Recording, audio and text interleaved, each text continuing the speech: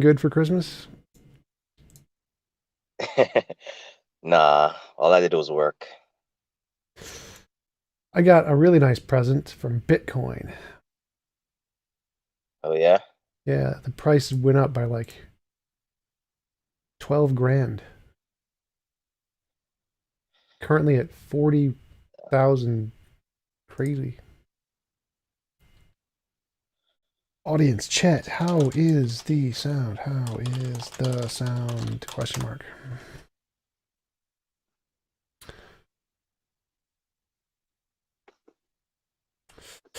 Looks like we got Skeptic and Trillion in the audience. Sounds good. All right, it looks like we're live. So S Global, thanks for coming on and having a conversation with me. Would you mind telling us a little bit about yourself before we get started?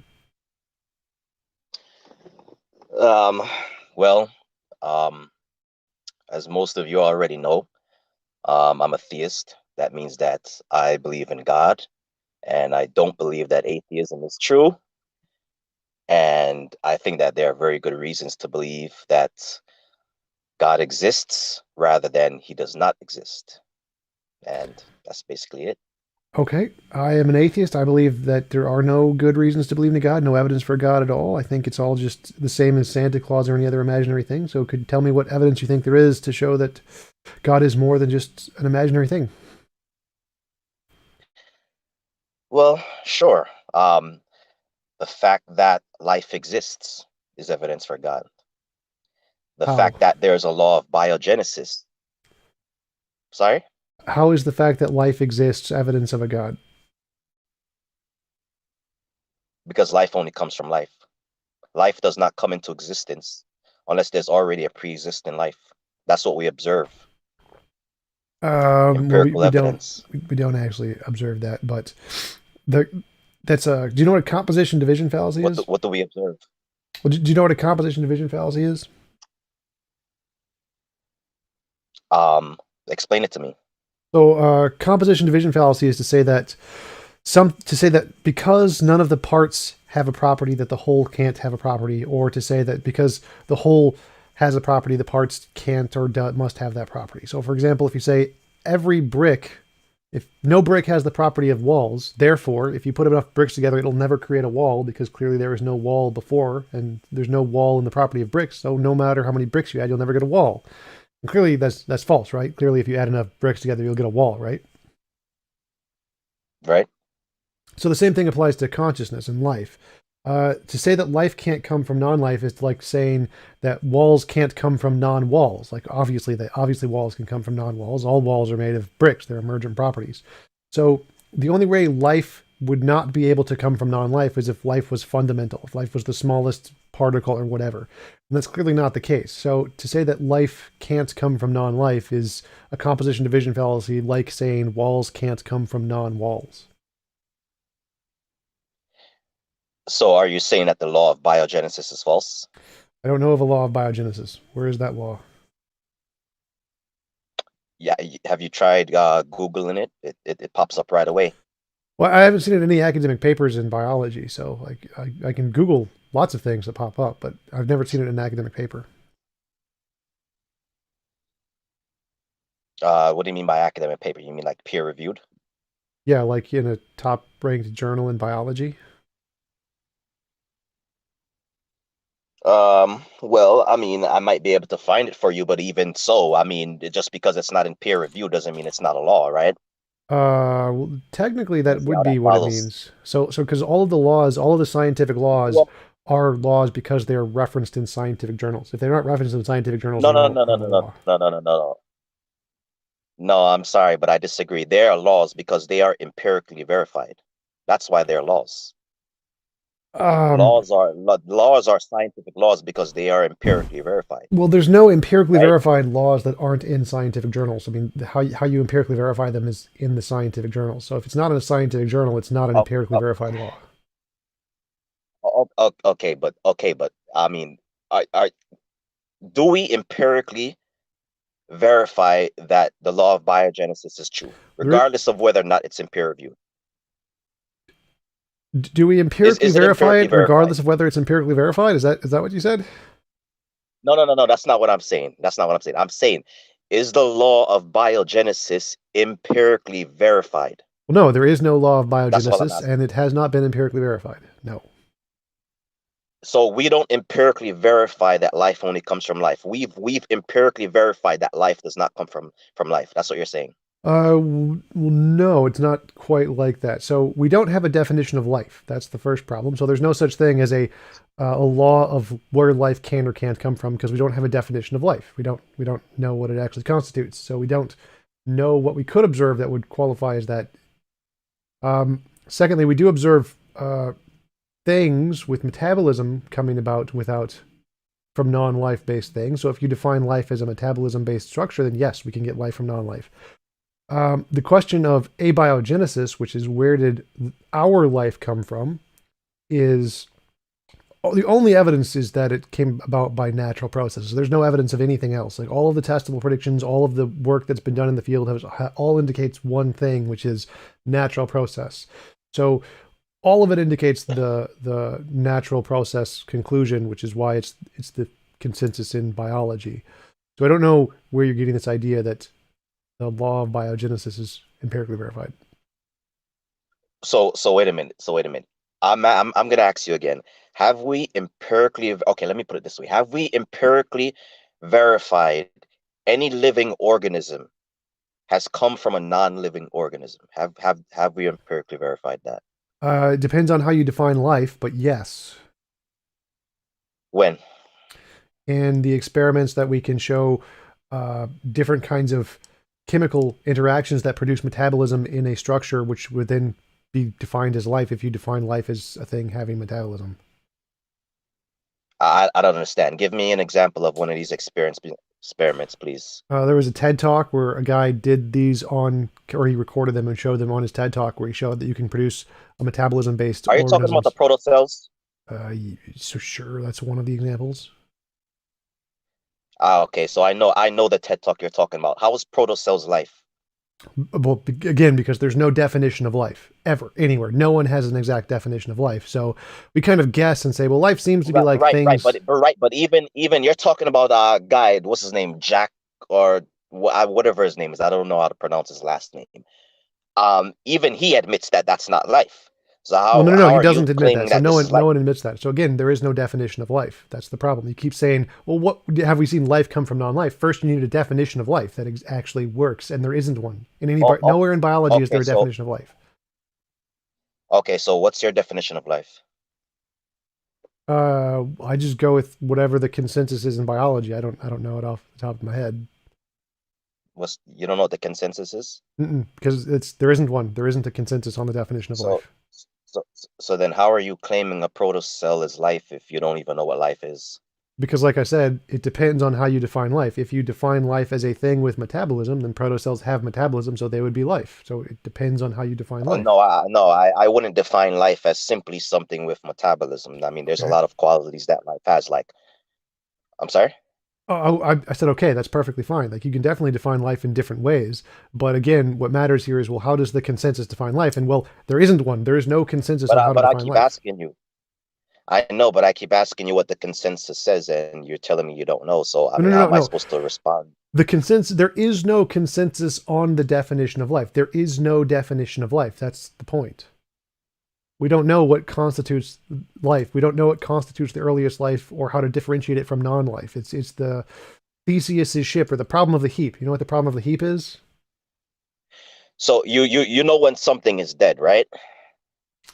When it was living and becomes non-living, sure. How do you know that? When it no longer has metabolism.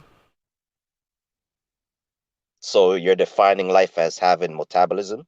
That's one of the most common features of every definition of life, yes. Um, so what other common features would you say there are? I don't remember all of them. That's just the one I usually go with. Reproduction? I mean, what do you think? No, it doesn't have to reproduce to be alive. Because, for example, you could have like a being who doesn't reproduce who is still alive. That's perfectly reasonable. You don't have to have reproduction. Um, so I don't really know what the best definition is because, again, there isn't a solution. We don't know what the best definition of life is. Would you say life has to be conscious? Well, no, because the bacteria are alive, but they're not conscious.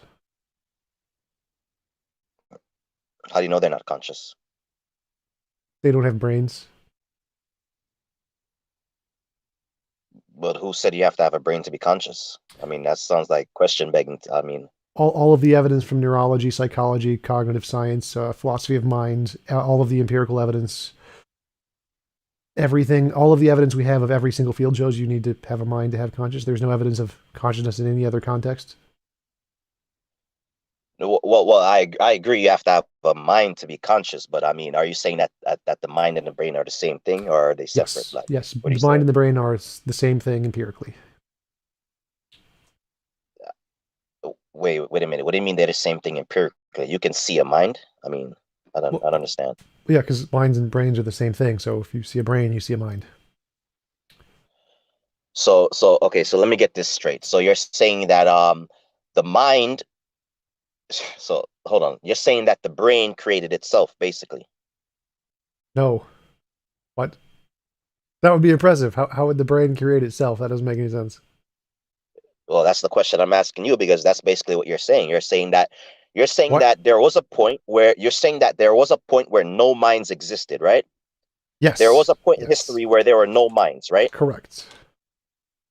And then suddenly we have minds when there was previously no minds present, right? Yes. So then how is it that we have minds come from non-minds? The same way before there were any walls, if you put a bunch of bricks together, there was the first wall. Yeah, but intelligent people create walls, right? Right. So stars, like the first, there was no stars, and then there was a first star. There was no Yeah, planets, but then there was a but first you can't. planet. Yeah, but I believe that God created these things. I believe that an intelligent person created these things. You don't believe in God, right?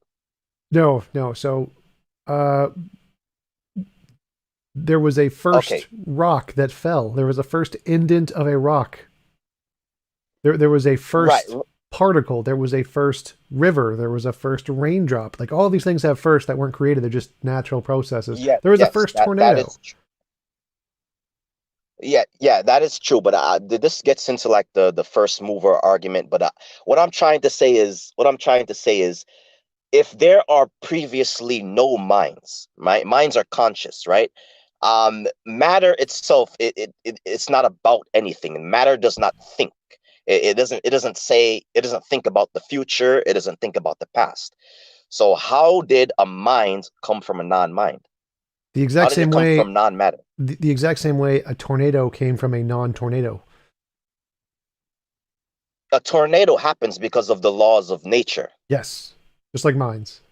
So how did the mind come into existence? How did a tornado doesn't think, a mind thinks. How did a non-thinking thing, how did a non-rational thing produce a rational mind? Is what I'm asking you.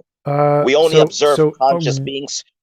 rationality is a process, and the process is a specific combination of events occurring in some specific order. Another kind of a process is a tornado. A tornado, hurricanes, ecosystems, those are all also processes. And those processes only take place when the physical forces that cause them happen in a specific way. Intelligence and rationality is a process that only takes place when the physical forces acting on them happens in a specific way. So the way minds come from non-minds in the same way tornadoes come from non-tornadoes, it's an emergent property. And so an emergent property is essentially when you have physical forces acting on a thing like a hydrogen atom. The weak and electromagnetic forces, strong forces act on hydrogen atoms. But if you get a whole bunch of hydrogen atoms that pile together, then the force of gravity overtakes the force of the weak and electromagnetic force. It overcomes them and creates a star because what happens is all the particles get smashed together, overcoming the weak and electromagnetic force because gravity becomes stronger than those in that context. And so when you have one force of nature overtake the other forces of nature, you have an emergent property. And this is how things like mines can come from non-mines, and how tornadoes come from non-tornadoes, and how stars come from non-stars, how walls come from non-walls. It's just a new combination or ordering that occurs from a natural force taking over other natural forces. So are you saying everything that has a brain is conscious? Well, no, because there are dead people who have brains. And are you saying, so is a jellyfish conscious? Probably not. Why not? It doesn't have enough neurons. It doesn't have enough of a brain structure to. It's possible, but it's highly unlikely. Why is it, how does it operate? Reactions, so kind of like bacteria, just it has input, and then the input causes a physical interaction in the body, which has an output.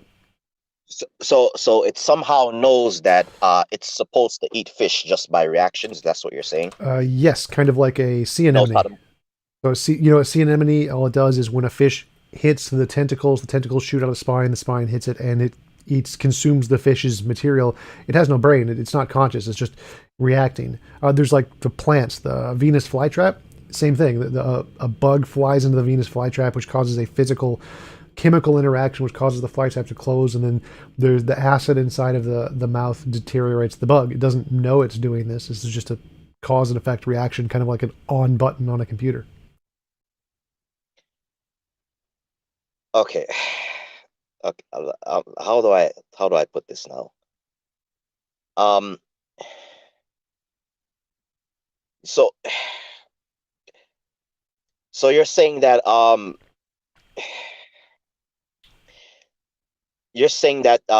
the brain behaves in like predictable ways, right? Yes. So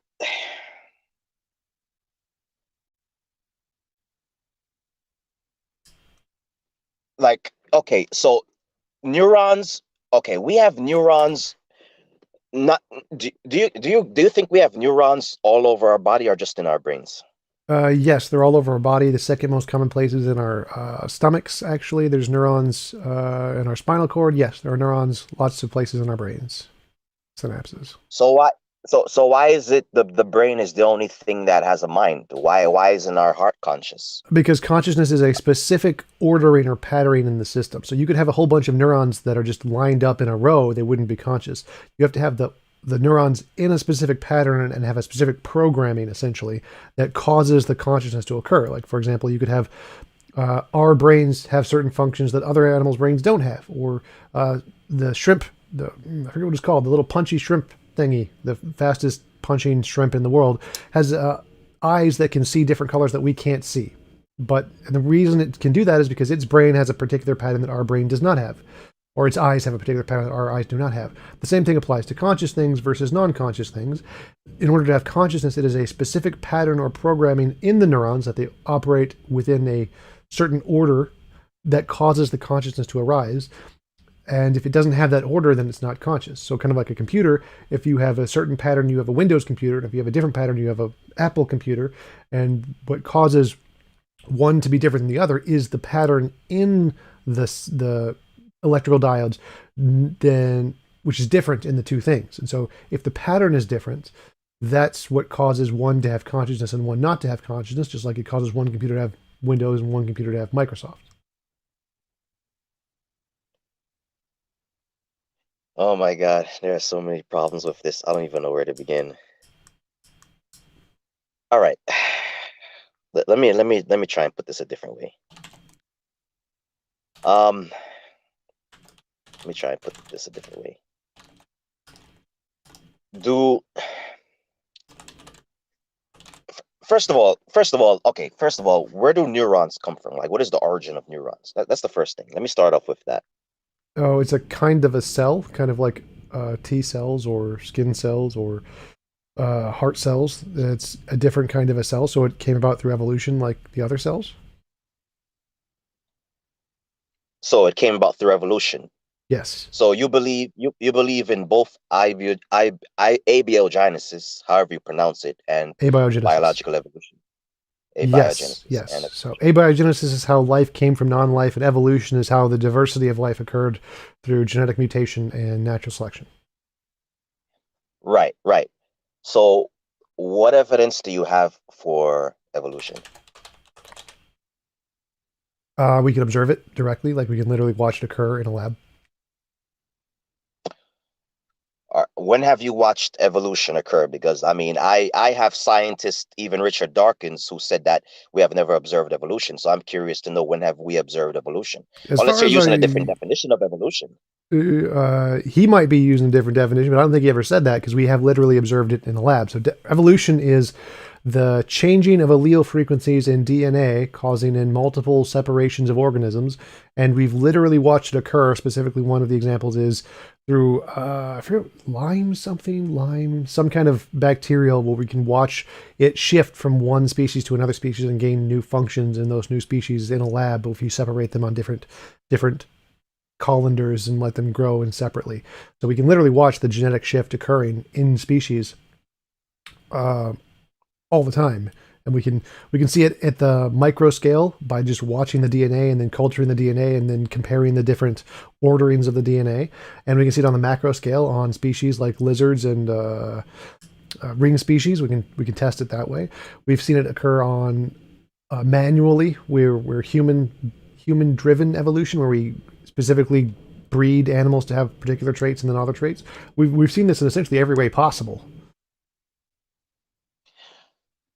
Oh, what do you mean by macro evolution lizards? What do you mean? No, I mean we can see it on the macro level, which means we can see larger traits forming on the body rather than looking at the DNA directly. So we can see, for example, that if we want animals to have bigger beaks, we can breed them to have bigger beaks, and so we can see the genetic Yeah, impact but I on mean, the physical everybody body. agrees on that. I mean, Right. that's not what I'm talking about, right? When Right, I right. say So when I said evolution. macro, that's what I meant. I saw macro changes in the physical homology. Not, I wasn't talking about macro evolution. I was talking about macro size changes, as opposed to micro changes being on the genetic level. Yeah. But I understand what you're saying. But I mean, like the lizard is what changes did you? Can you repeat what you just? I don't even think you told me what changes did you see in the lizard.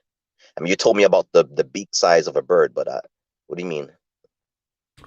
There was a study done where they watched the genetic shift across lizards in ring species, where they could see that if they were separated by groups, that the genetic diversity was great enough that they couldn't reproduce with their neighbors, even though they could reproduce, or they could reproduce with their next neighbors, but they couldn't reproduce with neighbors that were like 4 or 5 steps away. But each neighbor could reproduce with the neighbor right next to them.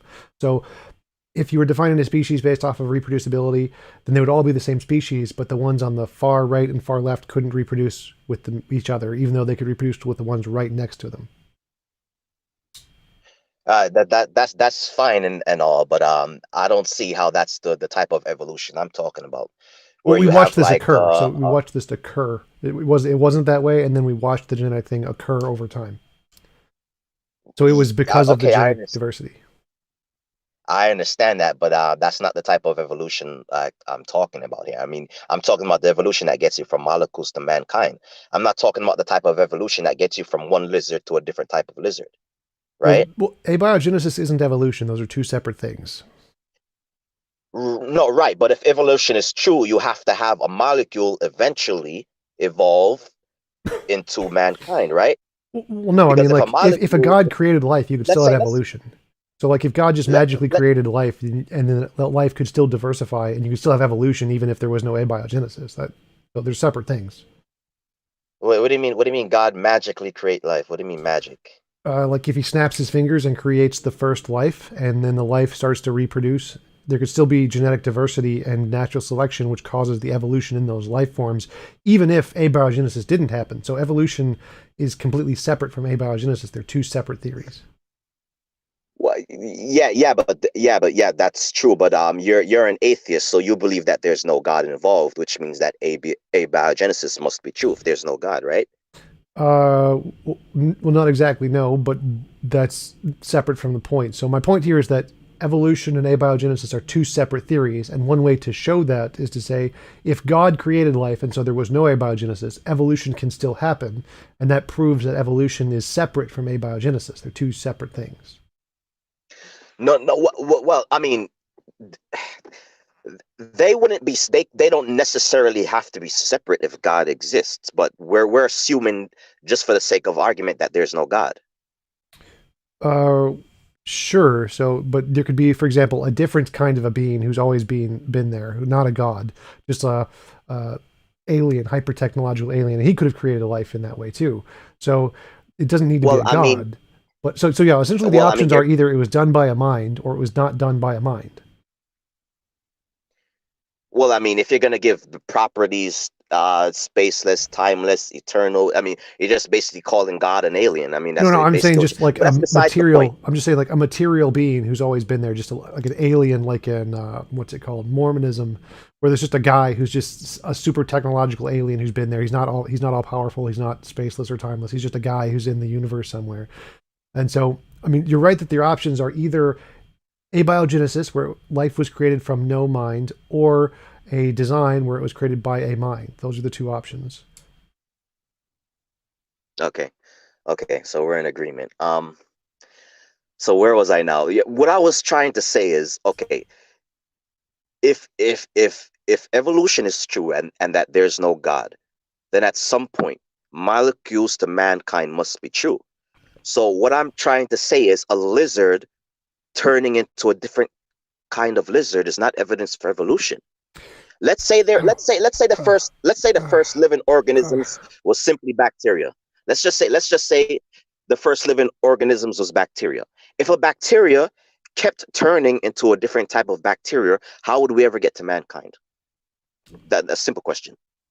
So there's two different things there. One is that again, evolution is just change in genes. It's not molecules to man. Those are two separate things.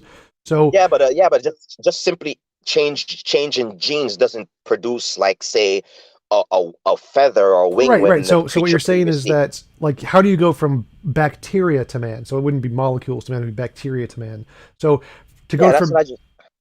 yeah, so to go from All right. bacteria to man, what you need is a kind of information increase in the genes so that they can produce one thing, then go to the next higher level thing, then go to the next higher level thing. And we have observed that too.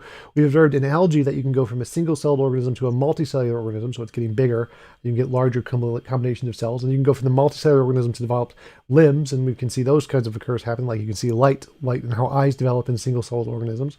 So we can see it going from smaller. Wait. Hold on. Slow down. Can you just give me one example? Like, what are you talking about? Are you talking about gene duplication? What are you talking about here? Uh, Single-celled organisms going to multicellular organisms. When have we observed this? There was an algae experiment last year that demonstrated this algae going from single cell to multicellular. Question. Do you remember what the paper was called? I'm looking it up right now. Okay. Science, nature.com. Scientists have witnessed a single-celled algae evolve into a multicellular organism. Scientists have. Witnessed a single-celled algae evolve into a multicellular organism. Okay. There's a video too. Single-celled algae. Okay. Let me see something. William Ratcliffe is the guy who did the experiment.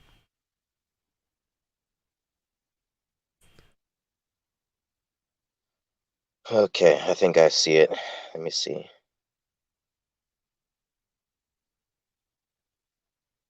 Science Daily. The source is. This is. What is the author's name? William Ratcliffe. William Ratcliffe. That's L. Okay.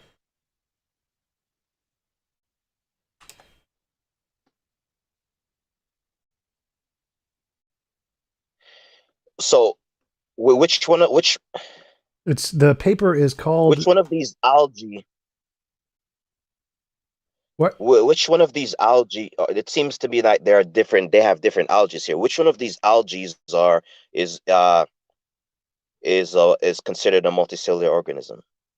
Uh, they're all single-celled organisms, so they're a specific species called Chlamydomonas Rhin. Diamond, Yeah, right, Reinhardtii. smallpox. So that's all Yeah. of those are single-celled organisms, and they put the single-celled filter feeder predator in the mix, and then as the predator is eating them, those single-celled organisms multiplied into a multicellular organism. It's a new species. So it's on video, so you can watch it occur. You can it's Yeah, the big yeah, clump but yeah, one. but yeah, but the pectoral is not a multicellular organism, right? Each cell is just identical to the organism, right? They What? just live in colonies, right? No, these are all single-celled organisms. The Chlamydonos, reinhardtis are single-celled organisms. They don't live in colonies. They're all on their own. No, but it grew in colonies, right? No, How did they do the experiment? How did they do the experiment? Because from what I'm reading here, it seems like they they took sequenced the genome of the pectoral and found that it has genes for cell regulation, no. I think you found in the may non-cop. I think you may be looking at the wrong paper. So this paper is called "De Novo Origins of Multicellular in Response to Predation." The paper, how and why single-celled organisms evolved into multicellular life. That's the same paper, right? No, that might be a article referencing it. So this was, again, the paper is De Novo. This is the actual paper from nature.com on the scientific journal. I'm looking at the actual paper. So the actual paper is called De Novo Origins of Multicellularity in Response to Predation. What they did was they took a whole bunch of single-celled organisms that were alone and they put them in a petri dish, and then they put in something that kills them and eats them. And then over a long period of time, the single-celled organisms, one of them had a mutation, which then caused it to become multicellular. It was dividing and became a single organism with many cells in order to survive from the thing that was trying to eat it. All right, I'll have to look at that paper later, but I still don't To understand test the how that's the type. validity of this in the lab, the team led by evolutionary biologist William Latkiff took populations of single-celled green algae, big name, and then put a single-celled filter feeder predator into the mix that eats the algae. And incredibly, the researchers watched as in just 50 weeks, less than the span of a year, 2 out of 5 experimental populations of single-celled creatures evolved into multicellular life. Here we show that de novo origins of simple multicellular cellularity can evolve in response to predation. The team write in the paper.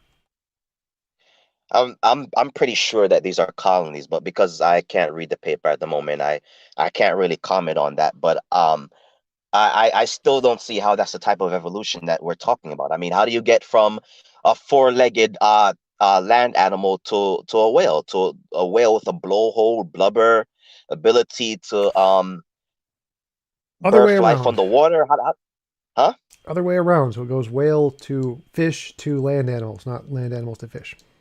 No, no, no, no. But evolution says that a four-legged land mammal. I mean, I've watched plenty of videos on this on YouTube and have read plenty of articles about this. That a four-legged land animal, a wolf-like animal, evolved into a whale. I remember Um, it having fins and legs. I don't remember if that was correct or not. Maybe that's correct, but I don't think so. I think it was the other way around. But evolution occurs by saying that changes in genes make it more likely to survive in different environments. So if we can see the changes, for example, if it makes small changes that make it like give it webbed feet or whatever, and it can swim, and then it swims in water and survives better, and then it gains more things like its fur becomes water resistant, so it can swim faster in the water.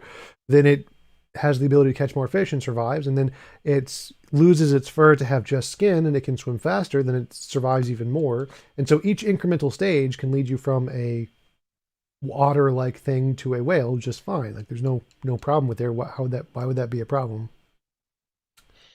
yeah, but what I'm saying is, when have we ever observed this? Like, when have we ever observed a land animal, for example, uh, grow a flipper? We don't, it's called indirect observation. So what we do is we say if we think that X So it's occurs, fake. no, indirect does not mean fake. So indirect is most science is done through indirect observation. We say No, I that didn't say fake. I said faith. faith. Well, no, because I Yeah, don't think not so. How do you faith. define faith? Faith, something that you can't observe, right? But you believe that it happened. Well, indirect observations are also observations. I don't understand. I mean, if evolution is still happening, we should be observing that. I mean, I don't understand We how are does that observing it. follow? I mean, So but do we're not you because know we. what a stalactite and a stalagmite is? What is it? You tell me. In a cave, there are these big columns that stick up from the ceiling, or stick down from the ceiling and stick up from the floor. Have you seen those Yeah. pictures of those? Mhm. Those Yeah. occur over thousands of years. Like what happens is there's a little drop of water, and the drop of water contains minerals, and the minerals, as the water evaporates, the minerals are left there, and the minerals then build up over time, and it takes thousands of years for them to build up these giant columns. We never observed the giant column forming in real time because we only live for like 100 years at a time, but we can still say we observe them growing because we can see that a single drop of water leaving residue can build up over time. So we know it happens. All we have to do is see a tiny bit, like under a microscope. If we can watch it happen, then we can observe the stalactites forming. We don't need to see the entire stalactite form from day one. All we need to do is see a little tiny bit of it and conclude, well, if we take this to time X, it'll build the entire thing. The same thing applies to evolution. All we need to do is see a little tiny change and see them building up over time, like in the algae experiment. Then we conclude if we add this up over time for a long enough period of time, we'll get larger things. It's the exact same principle in both. Yeah, but I don't understand how little things such as a beak growing bigger or smaller add up to a creature developing feathers when it previously had no feathers. I mean, I don't see the correlation there. I don't understand. Well, the beak is a separate thing. So they're two separate evolutions. One is that if growing little hairs would make you warmer until you'd be able to survive in colder climates, and if the hairs grew to make them uh, thicker hairs, then that would make sense. And then if you needed them to be light so you could fly, then it would make sense that they would grow to be not heavy kinds of feather, not heavy kinds of fur, so they'd be feathers, because the feathers are hollow. That's why they're light worthy. Then it makes sense that you could go from fur to feathers. This shouldn't be too hard. Like the genetic difference between fur and feathers is not very much. Yeah, but birds have always had feathers. It's not like birds never didn't have feathers, right? When No. did birds? So their bats don't have feathers. I wouldn't really consider a bat a bird. I mean, The Bible does, but that's a separate issue. So birds did not always have feathers. There were lots of bird things that did not have feathers and were just fine. Like yeah, pre-dinosaurs, yeah. there were no feathers. Well, I don't believe. Well, I don't believe dinosaurs are birds. I believe dinosaurs are separate. Okay, you believe in evolution, so yeah, you believe that dinosaurs are birds or turned into birds or whatever. But what I'm saying is, when have we ever observed a creature that has previously known to not have feathers, evolve feathers? Well, again, we don't need to directly observe the stalactite forming in completion. We just need to observe little tiny steps. Little tiny steps. We can say if we observe the tiny steps, then we can infer, yes, if we give this X amount of time, it'll develop the whole thing. Jamie, birds were dinosaurs. They didn't live with dinosaurs. The same thing. So I don't see. just like the stalactite and stalagmite, we don't need to observe the entire thing. We just need to observe tiny little steps. If we can observe tiny little genetic changes that have benefits, that's like observing a tiny little particle of a mineral being left by the residue of the water. And we can say logically that if we observe this occurring multiple times in a row, then it will build the entire stalagmite from that. And the same thing applies to evolution. So we don't need to directly observe the entire stalagmite being developed. We only need to observe the thing that causes the thing to build. So in evolution, what causes a one animal that doesn't have feathers to go to an animal that does have feathers is genetic mutation. The difference between those two things is they have different genes. And do we see something that changes the genes? Well, yes, we do. We see mutation. We see that their genes do change over time. And so the genes changing over time is like the minerals being left from the water when it hits the ground. And we can infer, well, if this keeps going on further, well, then it makes sense to say that, yes, the feathered things came from the non-feathered things, just like the stalactite came from the water droplets. Like, since we can literally see the process, the little thing occurring, and we know enough time happened, it's perfectly reasonable to say that yes, these follow because we literally can just infer. We can observe the small changes, and if the small changes happen lots, 1 plus 1 plus 1 plus 1 plus 1 will eventually get you to a billion. All right, I have a quote here that I want to read for you. It's from Lynn Margulis. You know who that is? Nope, it's a platypus Well, bird. she's a very famous evolution biologist. You could Google her, Lynn Margulis. How do you spell Margulis? Margulis. First name Lynn, Lynn. Okay, what's the quote? Okay, here's the quote. Although random mutations influence the course of evolution, their influence was mainly by loss, alteration, or refinement. Never, however, did that one mutation make a wing, a fruit, a woody stem, or a claw appear. Mutations, in summary, tend to induce sickness, death, or deficiencies. No evidence in the vast literature of heredity change shows unambiguous evidence that random mutation itself, even the geographical isolation of population, leads to speciation. The accumulation of genetic mutations were touted to be enough to change one species to another. No, it wasn't dishonesty. It was wish fulfillment and social momentum. Assumptions made but not verified were taught as fact. I was taught over and over again that accumulation of random mutations lead to evolutionary change, led to new species. I believed it until I looked for evidence. Biology is opening up the black box and demonstrating how organisms develop. We are slowly getting out of a state of ignorance in regard of what mechanisms determine cell shape, blah blah blah blah blah blah. Basically, she's agreeing with me that if evolution was true, that we should see random mutations producing things such as a wing where there previously wasn't one, Well, no. stem, So claw. she's arguing for symbiosis. So she's, in addition to mutation, which she agrees exists, she's saying there is another thing in addition to that that also works. So she's actually agreeing with my position. She's an evolutionary biologist. How is she agreeing with your position when we haven't observed these things? That's basically what she's saying. No, We she's have never saying this one thing on its own doesn't work. But my definition of evolution implies all of the different parts. So evo, devo, symbiogenesis, endosymbiosis, it includes all of those. The only thing she's saying is that in evolutionary biology, the particular definition of just random mutation obviously doesn't do everything.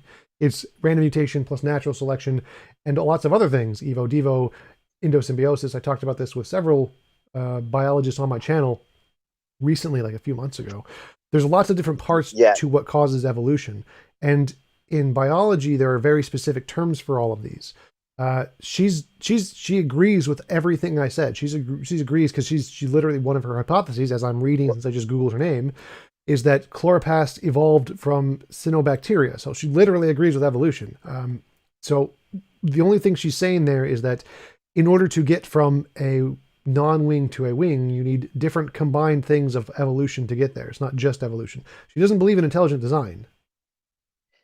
I never said I said in the beginning that she was an evolutionary biologist. I never said she supported intelligent design. Right. So But what I'm saying is, her model is sorry, go ahead. endosymbiotic theory of evolution. So she has, it's still evolution.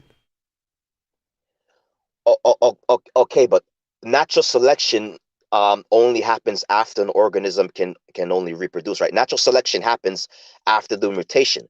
So the mutation, in fact, is evolution. You can't have evolution without the mutation, right? Right. And she agrees with that. Right. So the mutation has to produce, um, the mutation has to first produce a wing, No. right? I don't understand. The mutation produces a difference. That's it. It's just mutation is random. So most mutations do nothing. Exactly. There's the second most common is deleterious, and the third most common is a benefit. The benefit doesn't mean wing; it just means benefit. So anything that can cause a benefit to the lifespan of the animal is an evolutionary benefit. But it doesn't produce wing. It's not like one, as the quote you read said. It's not like one mutation produces wing. Obviously not. That would be ridiculous. What happens is one mutation produces very small changes, and then in addition with other changes can lead to a wing over millions of years. But okay, you agree that natural selection doesn't produce any new species, right? Mutation does, right? The combination of both. No, but mutation selection only weeds these things out after they already exist. Like you agree with that, right? Well, there's small changes, All, and all the selection weeds out the less beneficial changes. But the changes don't produce new species just after one generation. There's no like new species after one generation. No, I'm not talking about no, that's I'm not talking about after one generation. I mean, that's a different issue altogether that I could get into, but I'm just saying that mutation is in fact you can't have evolution without mutation Sure. because natural selection only okay. So then okay, let me give an example. Like think about the butterfly, right? How could the process of a caterpillar turning into a butterfly possibly evolve, right? When a caterpillar forms a cocoon, its organs, they all liquefy, they rearrange themselves, they become new tissues. This is like irreducibly complex, right? So how could No, evolution would have had to have gotten this right from the very beginning, right? no. So, for example, do you know what a stone arch is? A stone arch? Huh? Do you know what a stone arch is? Yes. So a stone arch is where you take a bunch of stones and you put them on top of each other and it builds an arch. Like that's irreducibly complex. If you remove any of the stones, the entire stone arch is going to fall, right? Right.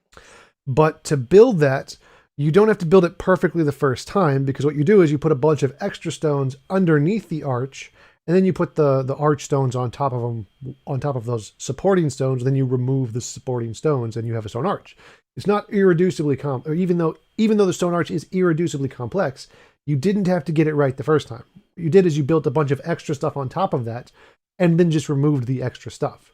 That's how you get irreducible complexity just fine through natural processes. Right. Okay, but natural selection couldn't play a part in in the evolution of a butterfly. If you think it can, like, could you please explain? This the same way as the stone arch thing I just explained. So what happens is there's a bunch of mutations and the beneficial ones continue and the non-beneficial ones don't. They put in a whole bunch of garbage in there that doesn't work. And then the mutations weed out the garbage. So what happens is you have something like a caterpillar, and the caterpillar then builds a cocoon out of like some defense mechanism and then causes mutations which then cause it to survive more like during the winter or whatever. So if you're in a cocoon during a colder season to survive, and then the mutations in you during that time period cause you to develop some kind of a uh, uh, different property like more hair or whatever or less hair or whatever, then you come out of the cocoon and reproduce. Well, then your children will have the same property. So the children will have a be a caterpillar, and then when they go to a cocoon for winter, they will then also have this extra new property, and then they will have another mutation.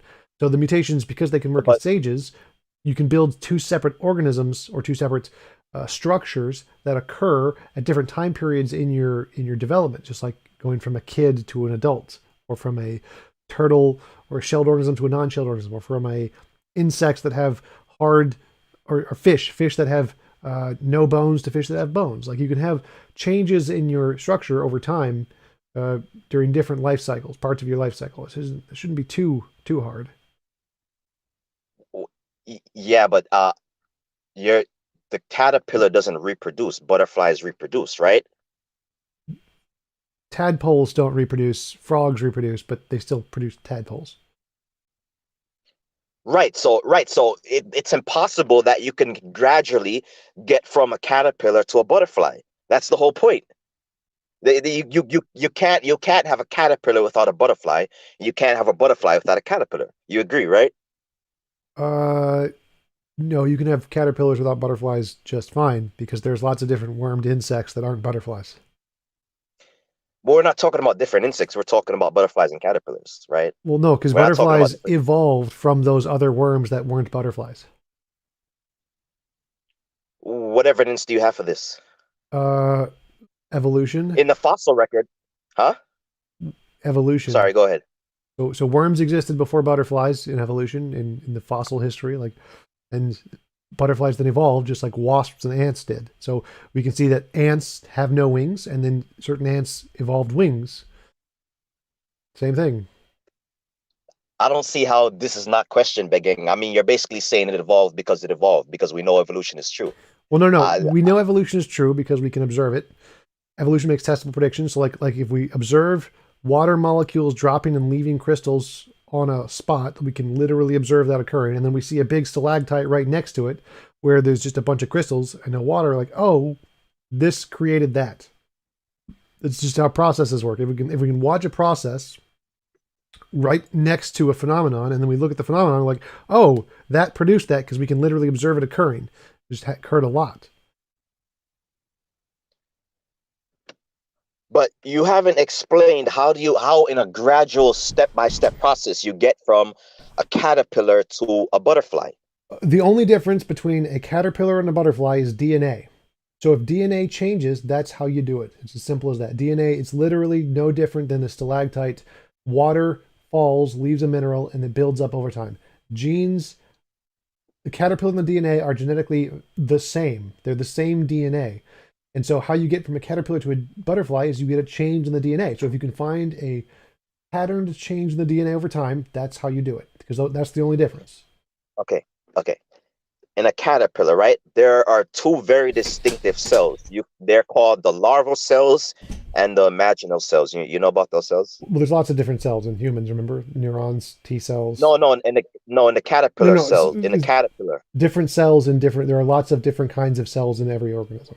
No, I know that, but I'm that's what I'm saying, that there are two different types of cells in a caterpillar, the larval cells and the imaginal cells. I'm just asking you if you know about them.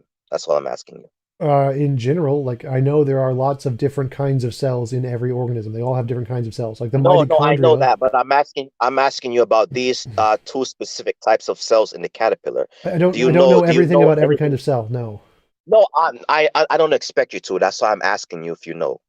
So you basically don't know. I know about them in I'll general. explain it to you. No, I'm saying I'll explain it to you if you don't know. Go for it. That's why Go I'm for it. asking. That's fine. Okay, so in the caterpillar, the larval cells, right? They produce all the organs of the caterpillar.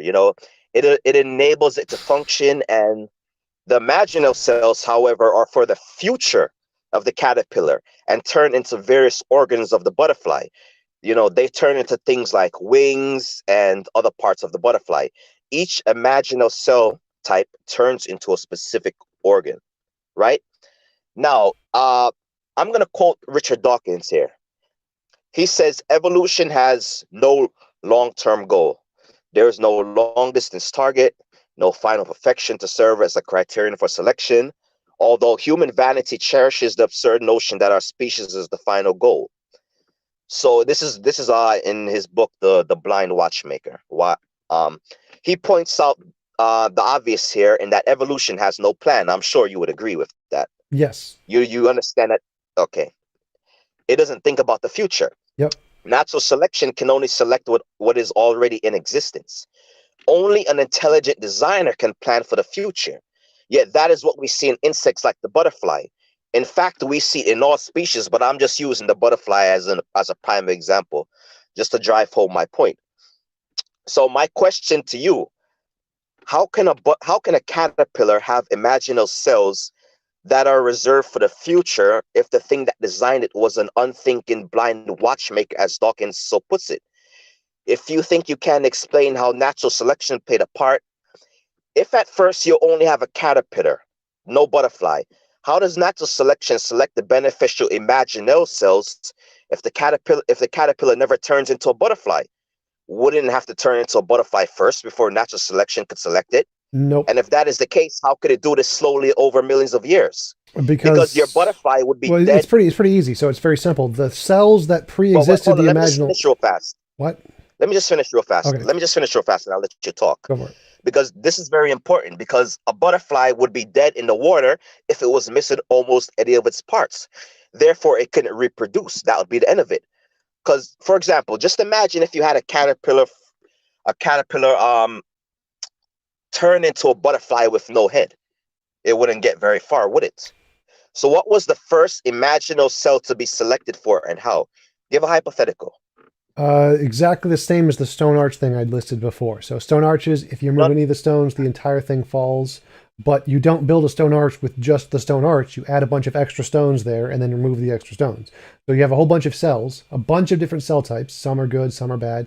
You remove the bad ones, you get the exact cells you're looking for. And we know this because those imaginal cells, they're made of the exact same stuff as all of the other cells in the caterpillar. They're just DNA. The only difference is DNA. So if you have some way to change the DNA in those cells in the caterpillar, then imaginal cells are clearly, obviously going to come about because they're the same DNA. So if we found some way to change DNA, that's how you change from one kind of cell to a different kind of cell.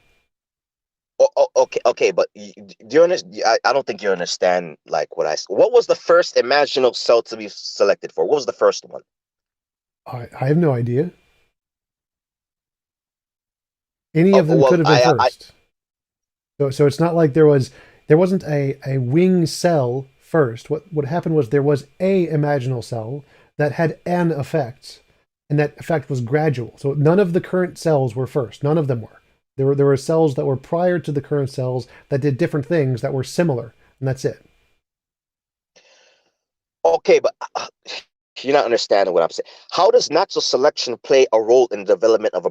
How are imaginal cells selected for if the butterfly never formed in the first place? All of the instructions to make a butterfly had to be there from the start. No, they didn't. So, Imagine so the that's what caterpillar. I'm saying. So No, none of the cells in the butterfly were first. None of those came first. There were well, other different listen, cells. So there were completely different cells. All of those cells that we see today had precursor cells that were completely different. None of them were the same. imagine if, let's say, just imagine the first caterpillar, right? Say it had no imaginal cells, it would form a chrysalis and die. The end. No, Because again, so caterpillars again, don't none of the reproduce. parts in the current caterpillar were first. None of them came first. They were all different, completely different. The things that were first were a completely different cell that was similar, like a child cell, and then that child cell then get more complicated to the current cell. So there was no first imaginal cell. No, Which was the first ancestor to have a pupil adult life cycle? pupa adult lifestyle.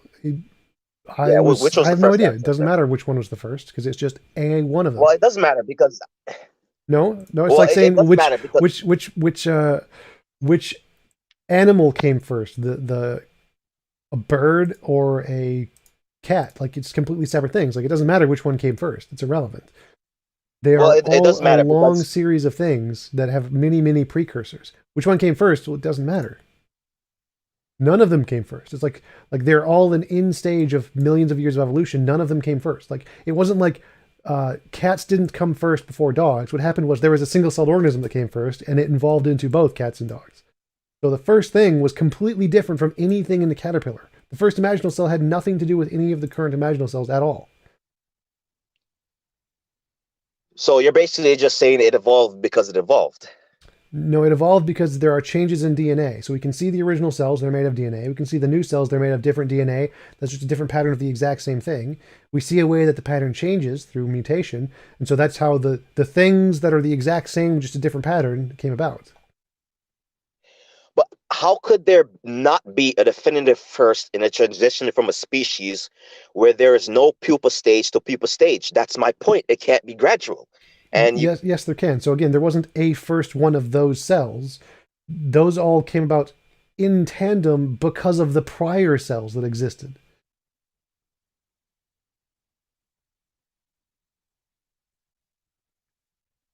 I don't understand what you're saying. I don't It's understand. not like we have one limb that evolved first. It's like, well, which limb evolved first, the right arm or the left arm? Like, no, they both evolved at the exact same time because they came about from the flippers that both existed at the same time. So you don't have a first thing like that. It's not how it works. You don't have a first pupil to larva. You don't have that first. I don't understand. Oh How yeah, how sure, do you sure. There how do you should ever be get in general a one first pupil animal to another one. what? Sure, yes, there was probably one animal that came about that first had a pupa and one that didn't. That's perfectly fine. And what was this ancestor of the butterfly? What was We'll it? call it Bob. Its name was Bob. So you basically don't know. It's just a story. No, it's like I don't need to name it. It's like you can give it any name you want. Like it's not like it has an inherent name. What name would you like it to have? What, I don't. How am I going to put this now? How did the caterpillar? Okay, what? How did the first imaginal cells come into existence? Evolution from other But how? cells before imaginal cells. It's like how did the Yep, single yep. cell how did the single celled algae go to a multicellular algae? Through evolution.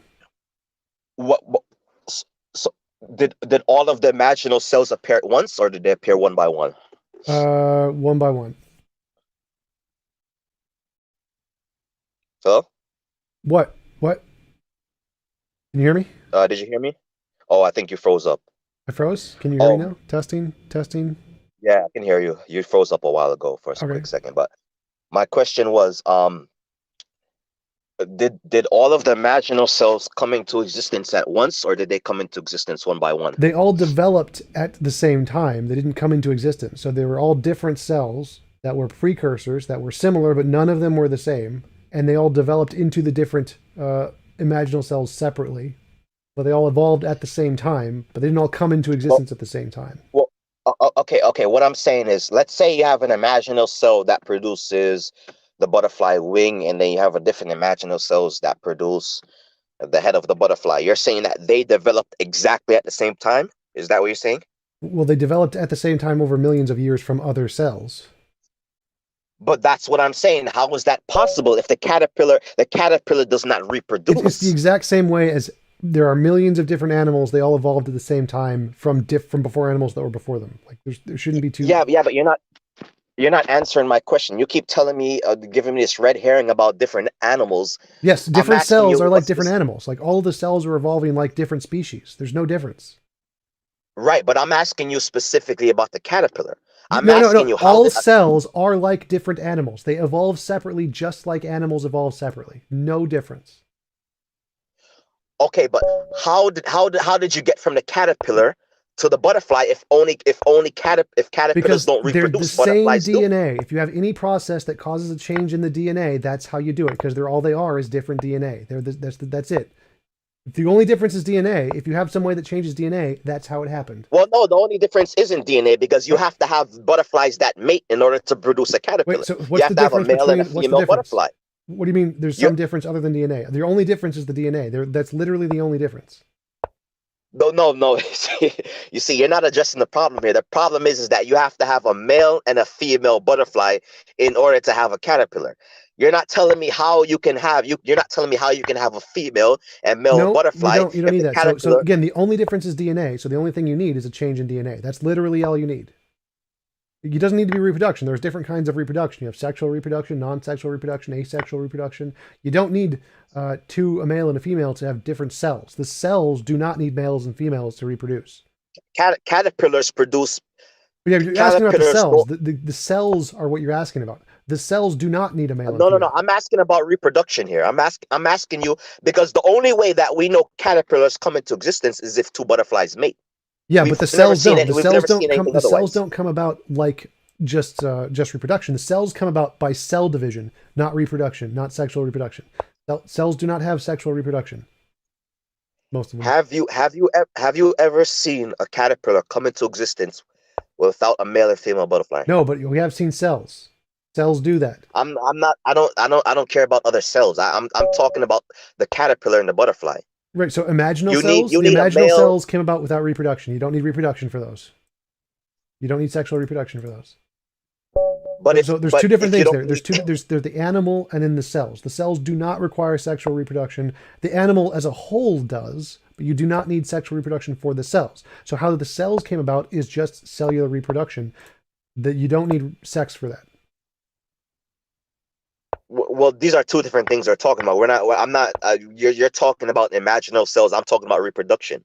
Okay. Imaginal cells, you still haven't explained to me. You're just saying that you're basically saying that imaginal cells just came into existence all at once. No, Is like basically what you're telling me. stalactites did not just come into existence all at once. What happened is we see a process that literally caused the thing we're seeing, and then we can say, oh, if this happens, that's literally the cause. So if the only difference between the cells is the DNA, and there's a change in the DNA, that's literally the cause. We can literally observe it. Well, I don't agree with that because if the caterpillar is missing just one imaginal cell, it'll form a chrysalis and die. You haven't explained how it gets past that Again, I problem. already explained that. That's the stone arch example I literally explained. If any stone in the stone arch isn't there, the stone arch falls. But you don't need doesn't matter because it's not built with just the stone arch. It's built with other things first. You do not need a A perfect stone stone arch. arch, a stone arch isn't alive. A caterpillar is alive. It It doesn't needs all matter. of these parts, otherwise it will die. It doesn't matter if it's alive or not alive. It's the exact same thing. So Well, it does matter because if there's a no, first caterpillar and it dies, that's it for the no, no, caterpillar. no, no. There's no It more doesn't make a butterflies. difference because the point here is that what irreducible complexity is can be explained by lots of other things prior to it. You do not need just the parts. You can have lots of other parts in addition to those parts and remove them later on, and that's perfectly fine. You do not need that. But all of these parts are crucial to the butterfly. No, If no, if the cat again, if, I've if already any explained this. Stone arch, all of the parts are crucial. You get rid of the parts, and any stone that's removed causes the whole stone arch to fall. But you don't build a stone arch from just those parts. You add other parts first.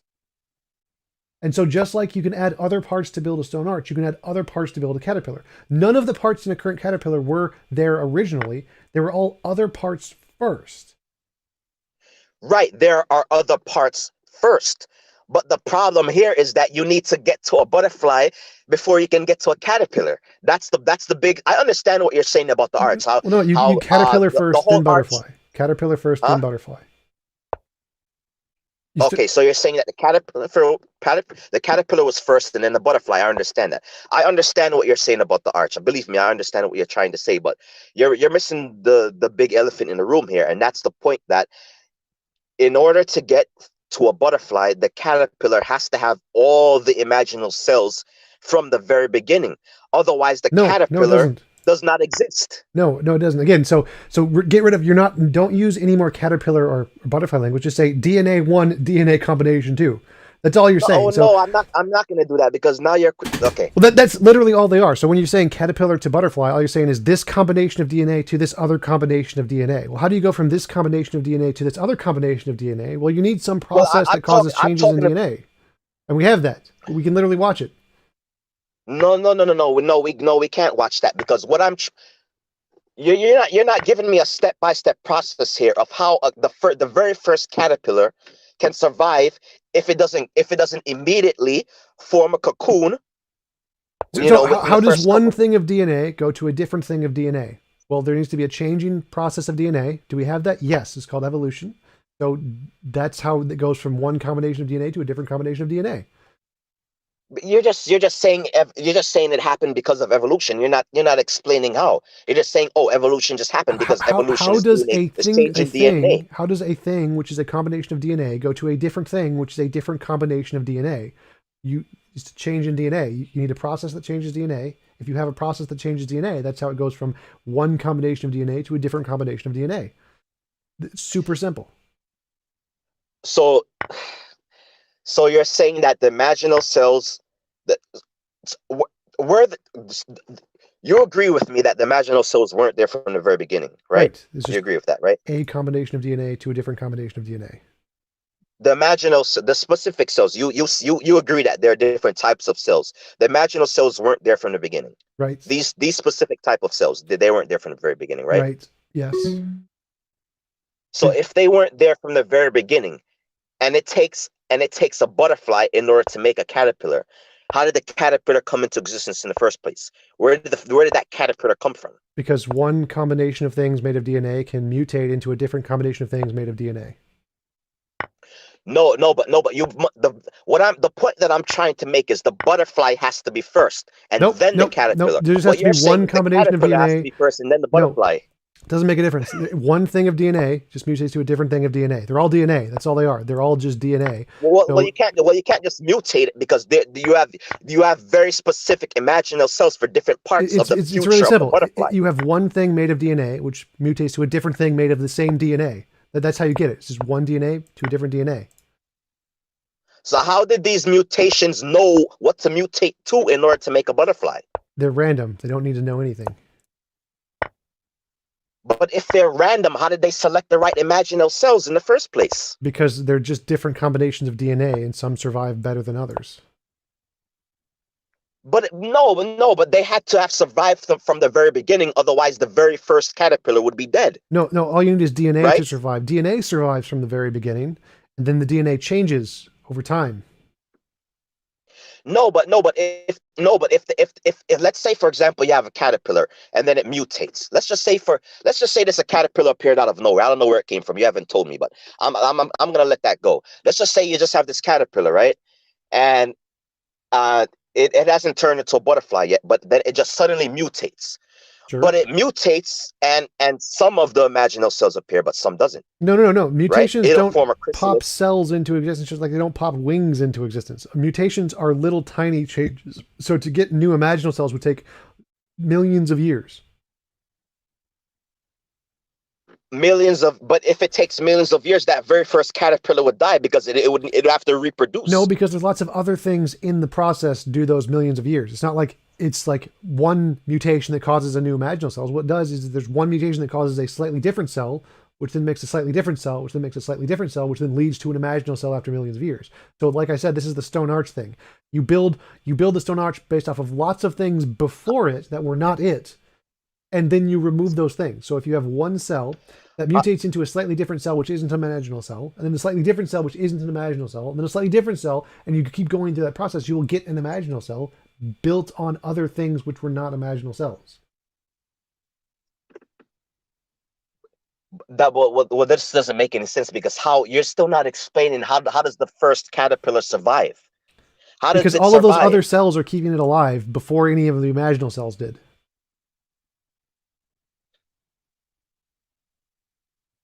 I don't understand.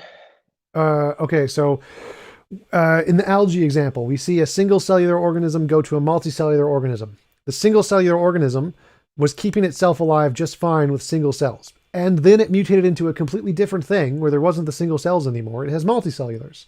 So it started with this one thing, which was a building block. And on that building block, it built a different thing, which was an irreducibly complex structure.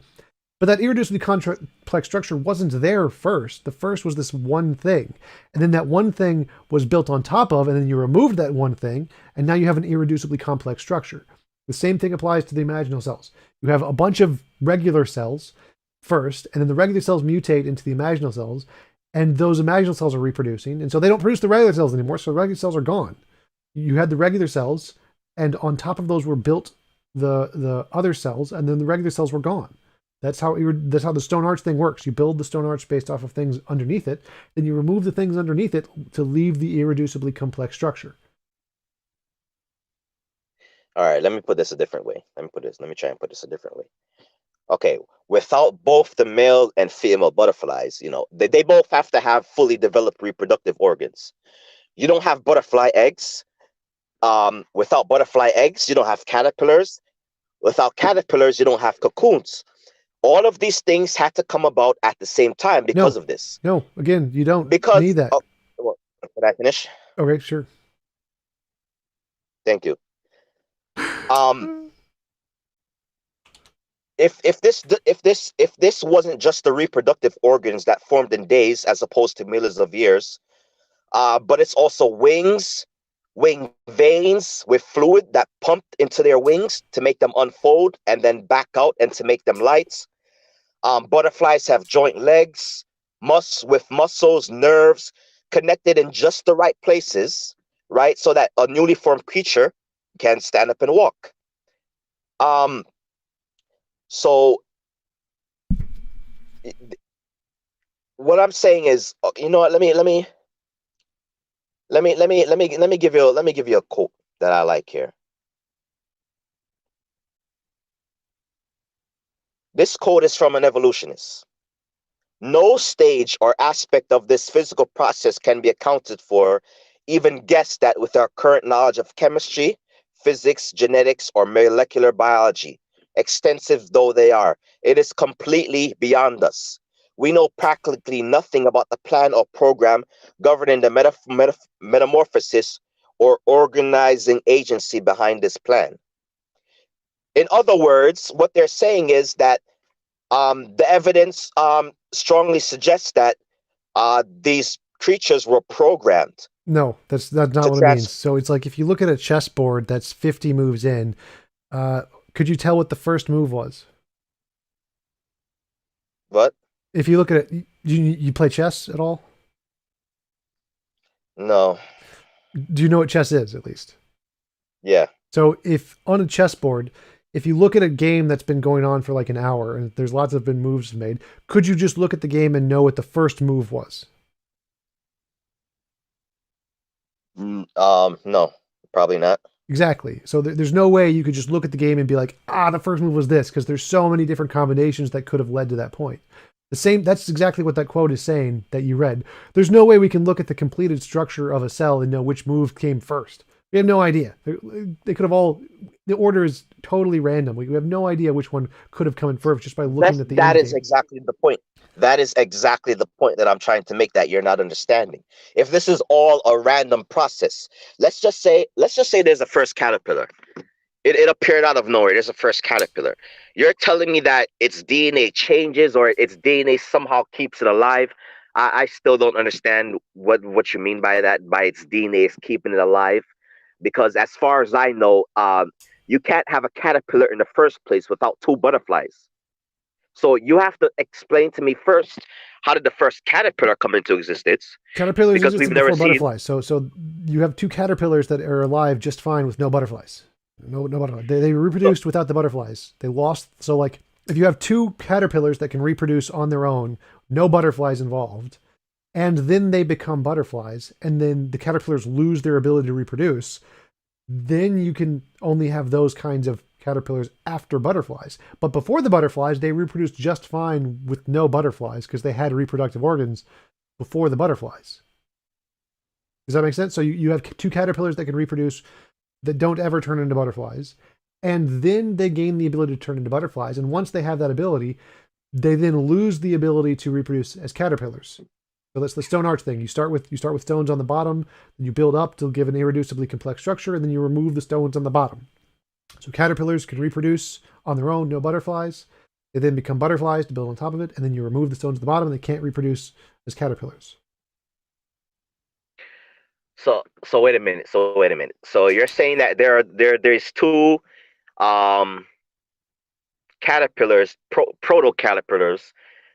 Uh, First of all, we have no evidence of such caterpillars, but let's just Yeah, we say do they did actually. We exist. get tons of those. We do have actually evidence, but yes, Well, actually, we don't because the fossil record says differently. But that's besides the point. Um, we have evidence of it First of all, today. That we can just look at the DNA today and compare it to the things to know how it evolved. Then we do have evidence of that. But yeah, it's a what? different point. So keep going. Um, what was I about to say? So yes, there are two caterpillars that could reproduce on their own without ever becoming butterflies. It never became butterflies. Okay, so you're saying that two caterpillars mated, even though they don't have reproductive organs, No, right? no, they Caterpillars. did. They did have reproductive organs. So there were They did, caterpillars that had and then reproductive they lost organs. them.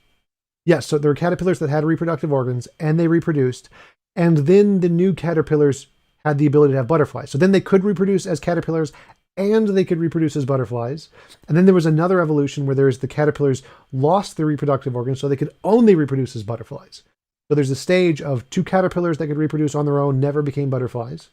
Then the caterpillars became butterflies and could reproduce as caterpillars or butterflies. And then the caterpillars lost their ability to reproduce, and you have them become caterpillars to butterflies, and they can only reproduce as butterflies. Oh my God, there are so many problems with this. Okay, so you have two caterpillars, right? Two imaginary proto caterpillars, right? And they had reproductive organisms, right? And Yes. they were going along about their business, reproducing, producing more caterpillars, right? Yes. Basically, right? And then all of a sudden, one day, a mutation occurred in one of these caterpillars. Let's just say the male caterpillar, right? Which produced one imaginal cell. Let's just say the imaginal cell. No, no. So Or no. So they what started was the cocoons came first, and after they did cocoons, usually just to stay alive because of winter. Then they had other mutations like producing. wait a minute. You just said that it formed a cocoon because it needs to stay alive during winter? Yeah, cocoons had benefits before it turned into a butterfly. So the cocoon, they could just crawl out So, of the cocoon out of after winter or whatever, just as a caterpillar. So there were wait a caterpillars minute. that Wait a made minute. So cocoons, then just crawled out of the cocoons. how did the caterpillar discover this amazing ability to make a cocoon? Because it needs to survive the winter. Uh, Random All, mutation. all random mutation. Yeah, so it randomly mutated an So ability to produce. random mutation knew to make a cocoon. I don't No, understand. random mutation caused a whole bunch of different caterpillars, and the ones that produced cocoons survived longer. So there were a bunch of lots and lots of different kinds of caterpillars from lots and lots of different kinds of mutations. The bad mutations died, But and the why good a mutations cocoon? survived. But why a cocoon? Because that was the mutation that caused it to live longer. No, no, no, no. But natural selection would. I don't understand. Why would a mutation know to call to bring about a cocoon? I don't It understand. doesn't. It just causes a new Why not kind of something cell. else? So it causes a Huh? new kind of cell. A new kind of cell causes some kind of effect inside of the caterpillar, which causes it to survive longer. And then that kind of cell multiplies into a bigger kind of a cell. And that bigger kind of a cell has a new process. And that new process is then added to the caterpillar's abilities. So the mutations only cause small changes to the cells. And the small changes to the cells can then cause larger changes to the overall organism. So it didn't start with a cocoon. It started with just a new cell, which had a new function, and then it had more of those cells, which produces a bigger function, like producing silk. And then the silk caused it to, you could just cover yourself in silk, make a cocoon. So it's just a single cellular change, which then built up in the organism over time. Uh, there are numerous problems with this because there are caterpillars that live all over the world in warm places and cold places. I don't understand why a mutation would all of a sudden out of nowhere bring about a change in a cell that eventually leads to a cocoon. And how would the caterpillar even know to build such a cocoon in the first place? Well, again, so the winter example was just an example. It could apply for, there are many different benefits of a cocoon. But if there is any random mutation that causes a small change in DNA, and that change then is beneficial to the lifespan of the animal, then it's going to produce more of those cells because it helps it to survive. And if those cells can then cause a new function like producing silk or whatever, then it's going to produce silk. And if that silk can then be used by the organism to keep it warm, as one example, it's going to use it to keep it warm and produce a Yeah, cocoon. yeah, but the problem here is you're giving agency, thought powers to a mutation. You're saying that the No, mutation, no. So uh, again, uh, co- if you mutate in every single direction, so say you have a north, south, east, and west, and then you have a mutation that goes in every direction, and the south one dies, and the west one dies, and the east one dies. Well, then there's just a north, and then everyone from that north goes, and so you go south one, east one, west one, north one, and all of the ones that go on the other directions die again. Well, now you have a mutation that's 2 in the north direction, and then 3 in the north direction, and 4 in the north direction. So it didn't plan anything. It went in every direction, and all of the directions except one died. That's how it happened. There was no planning here. It's just they mutate in every direction, in every possible change, and then all of them die except one. so you're saying that this mutation happened in a bunch of different butterflies. I mean, caterpillars, not just one caterpillar. That somehow Uh, somehow this mutation not only happened once, but a bunch of different times. In order for a few caterpillars to survive. That's basically what you're saying, no, there right? was a caterpillar that had this change, and this caterpillar reproduced with other caterpillars that didn't have the change, and then there were multiple caterpillars that had this change. So So like there was 2 caterpillars, none of them had a cocoon, and then one caterpillar developed the cells that can produce a cocoon, and it reproduced with other caterpillars that didn't. and then their kids had this cell, and so now there's multiple caterpillars that can build cocoons. So you're saying that basically like these mutations like spread through a population and basically it became fixed. Is that what you're saying? Yes, fixed. I don't know what you mean by fixed, but yes, I think so. They stayed in fixed, like they stayed in the population, like they spread throughout the population Yeah, so and because it kept the caterpillars alive, the caterpillars who had this mutation survived longer and reproduced more. Then there became more and more of these caterpillars that had this and less that didn't, and so it became fixed in the population. Yes.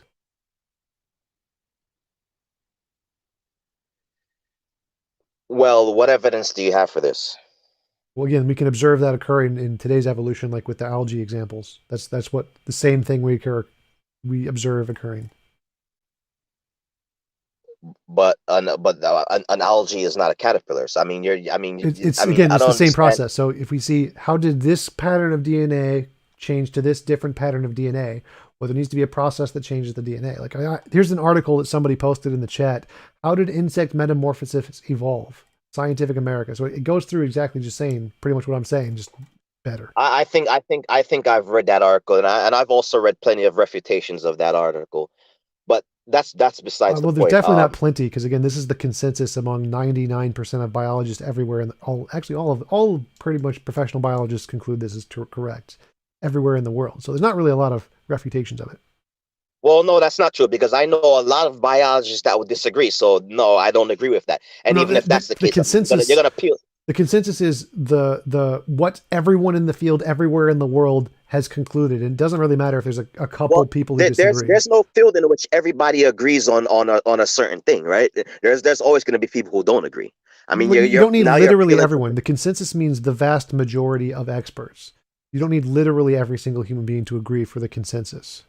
Yeah, but just because there's a consensus on something doesn't make it true. I mean, people have biases. I mean, there's all sorts of things that goes into why a No, person no, would say that they consensus is believe what in filters something. out the bias. So the consensus shows there isn't a bias in today's science. No, consensus doesn't filter out a bias because human It beings does. are biased. Everybody, all of us are biased. I'm No, no, no. biased. So You're the biased. consensus is how you filter out all personal biases. So the consensus is here's what actually works to make predictions in the field. Our biases make no difference anymore. I That's don't why see it's how that consensus. follows. How does it follow that because there's a consensus that filters out bias? Because every The individual has different consensus itself could biases. be biased. No, the consensus could not be biased if it's based off of Of empirical course it could. evidence. No. That's kind of the point. So the consensus is here is the empirical data that cannot be refuted, that this is what we have to agree upon. So like every different scientist has their own theory of what they think is correct. And they all want everyone else's theory to be wrong. So every scientist hates every other scientist's theory. Their idea should be wrong. My idea should be right. And so the consensus is the idea somebody had an idea that they couldn't prove wrong. Because every time you publish a paper, every other scientist is like, we're going to prove that wrong because I want my theory to be right and I want you to be wrong. So if there's a consensus, that means that one of those theories, some scientists publish a paper, and every other scientist tried to destroy it as hard as they could because they hate it, because their bias is against it, and they couldn't. And because they couldn't, But that's the they had to point. But give that's up the their point. What I'm bias. trying. Yes, but that's the point that I'm trying to make. If the bias is for evolution, not against it, then of course most biologists No, no, no. are Again, going to again, agree that it happened. no, no, it can't be. Again, so every scientist has their idea, and they want to be right, and they want the other scientists to be wrong. So every single paper published, all of the other scientists who didn't publish the paper are going to try to destroy it. They hate it. Their bias is against the paper. For every published paper, the bias is that is wrong. We hate that. We want that to be destroyed. And the one that's adopted by the consensus is the one that no one can destroy. It's so good that every other bias loses to it. So all of their other biases are filtered out, and the correct one is lifted up. I could understand if scientists disagree with a certain paper, but but I'm not talking about just the paper. I'm No, I mean talking about the every single evolution paper, of the. every single paper, every single progress. All scientists hate it. All scientists hate it when another scientist makes progress. They want to destroy that progress that the other scientist made. For every paper, every progress in every field, I every I other don't know. scientist I is don't like, we're agree. going to I don't destroy it. agree. Well, I don't agree with that. this is the point of peer review. This is the definition of peer review: is that you have people who say that is wrong, my idea is right, I'm going to destroy that. And if you can't, that's progress in science. The Well, consensus are the positions. Yeah, I go don't ahead. agree with that. I don't agree with every scientist is out there looking to just destroy every paper, because I don't agree with that. That's literally what science Scientists is. That scientists is support other everything in scientists. science. Huh? That is literally everything in science. I don't That is the agree whole with that. point. Scientists support other scientists all the time, especially if they come up with, let's say, a theory that they strongly wish to believe in. No, that doesn't For happen. example, let's say, huh? That doesn't happen. Again, how you get famous in science is by proving other people wrong. That's the whole point. How you get money, how you get famous in science is by proving everyone else is wrong. The whole point of science is to prove other people wrong. That's just one of the ways. Well, that's just one of the ways you get famous in science. No, that is the way. Like Einstein got famous by proving Newton wrong. Uh, that's the whole point of science is to say everyone else is wrong and I'm right. That is why people do science. It's like a sport. Like if you want to be the best basketball player, you got to defeat the guy who is currently the best. So that's science works the exact same way. Science is competitive. It's like I want my theory to be accepted by everybody. And to do that, I have to defeat the other guy's theory. I have to make a better theory than his theory. But that doesn't mean consensus is right. It means it's the most likely to be right. So you don't need anything with certainty. It's the one that filters Well, out the no, it's not biases. the most likely to be right, because I could point out a dozen examples where the consensus was very wrong. That doesn't make a difference. It's still more likely to be right. So if 90% of the time consensus is right and everything else is wrong 98% of the time, then the consensus is the most likely to be right. Well, then I can just say throughout the history of the earth, the consensus has been that God exists, and it has always been that way. Therefore, God exists. Would you accept that, Well, or that's are not a you going to consensus. appeal to? So consensus Or, is the well, that experts is a in the consensus. field that have empirical evidence to verify their conclusion. So there wasn't a consensus God existed. But they don't have empirical evidence for butterfly. This is just storytelling, and you're saying that because No, no, most we do. We scientists do. We have accept tons. this We have tons of story. empirical evidence. So I literally just pulled up a paper from somebody in the chat. The How Did Insect Metamorphosis Evolve by Ferris Jabir, August 10th, 2012. Yes, we do have empirical evidence. What? Because there's a paper, therefore it shows empirical evidence. I The don't paper understand. includes the evidence. What evidence what empirical evidence does the paper have? You could read it if you want. You didn't read it. You just brought it up, and Metamorphosis you're is a just truly saying bizarre that it has process, but an explanation of its evolution does not require unsubstantiated theories. By combining evidence from the fossil record with studies on insects' autonomy, we can develop, and biologists have established a narrative about the origin of insect metamorphosis, which they can continue to revise as new information surfaces. Well, you read that really fast, but I heard a couple of suspicious words in there. Okay. Narrative. Um. What do they mean by narrative? A story, right? Well, yes, that's literally, you have to tell the story of how something occurred. So, like, there's a narrative of anything that literally occurred.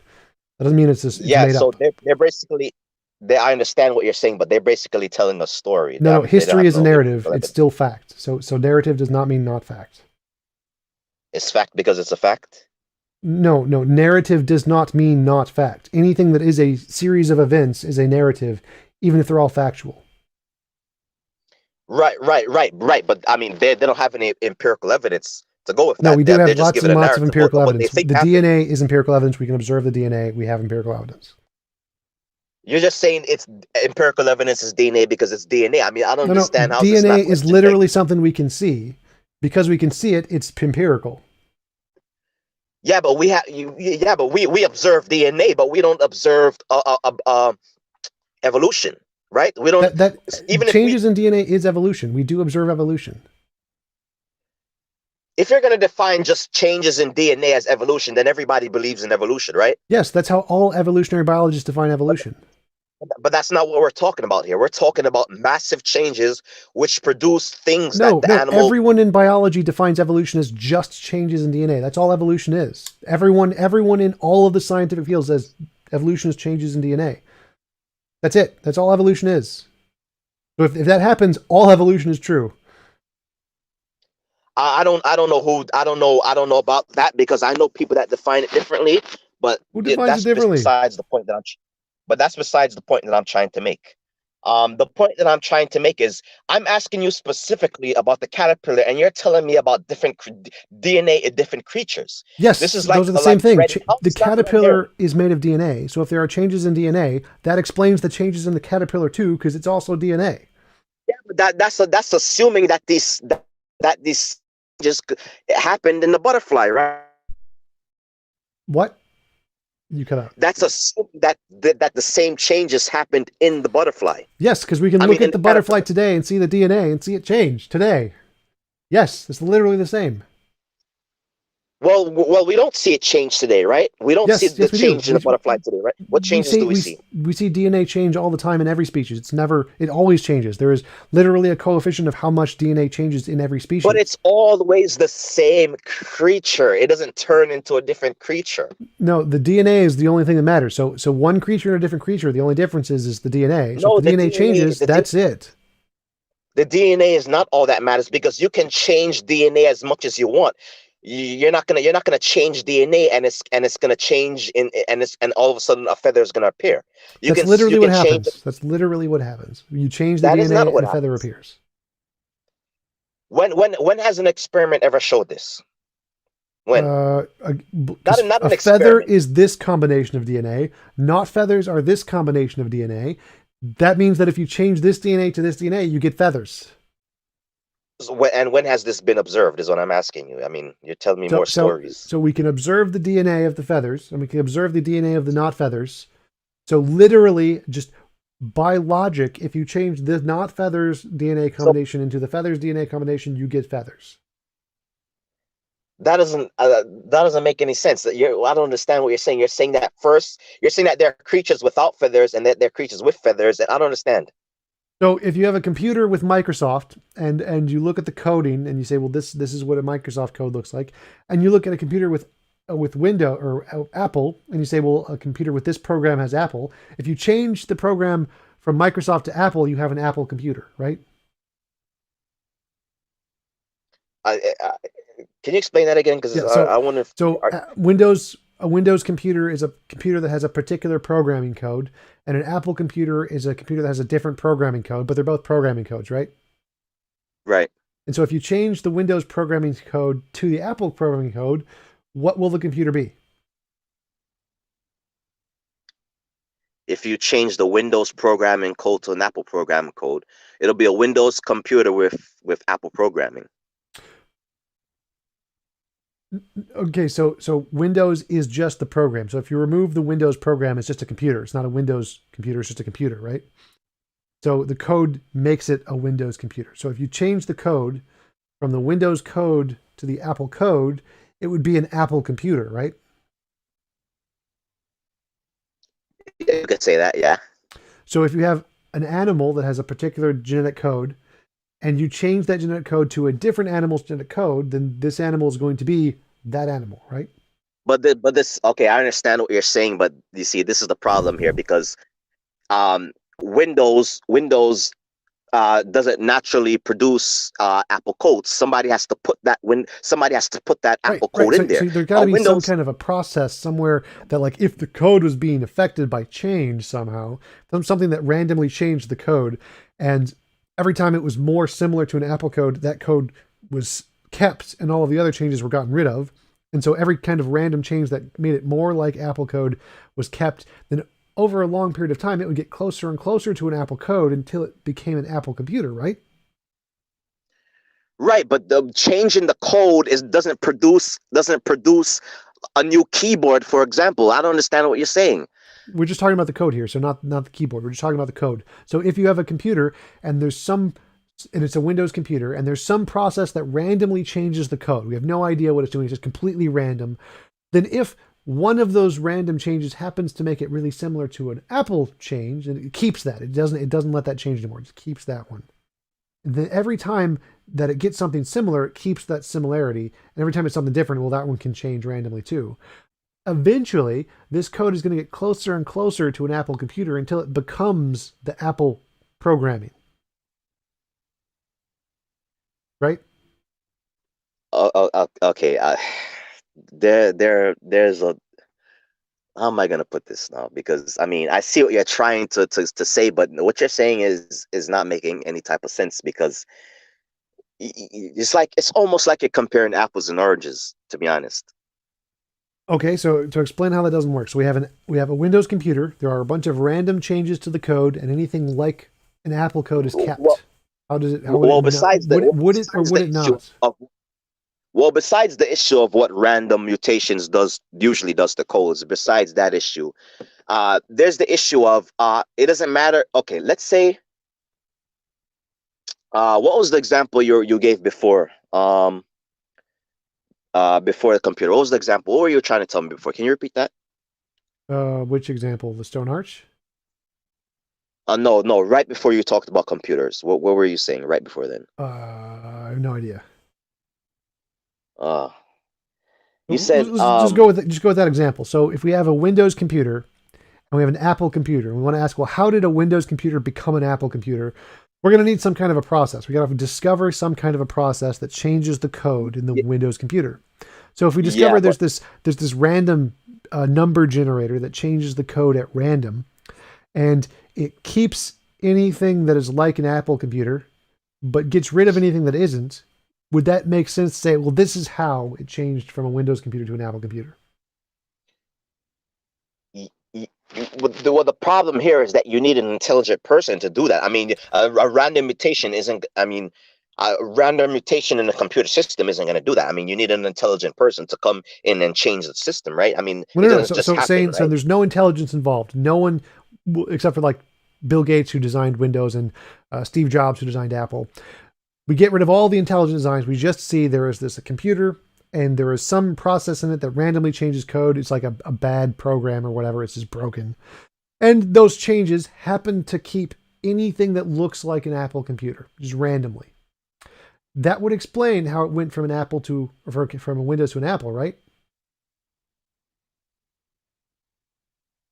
Um, I'll accept that. Okay, so if we see an organism that is one kind of a DNA thing, and we see a different organism that is a different kind of a DNA thing, and we have a process that changes the DNA, just like the Windows program, wouldn't it make sense to say that that organism can evolve into the next organism for the exact same reason, since it's the same thing?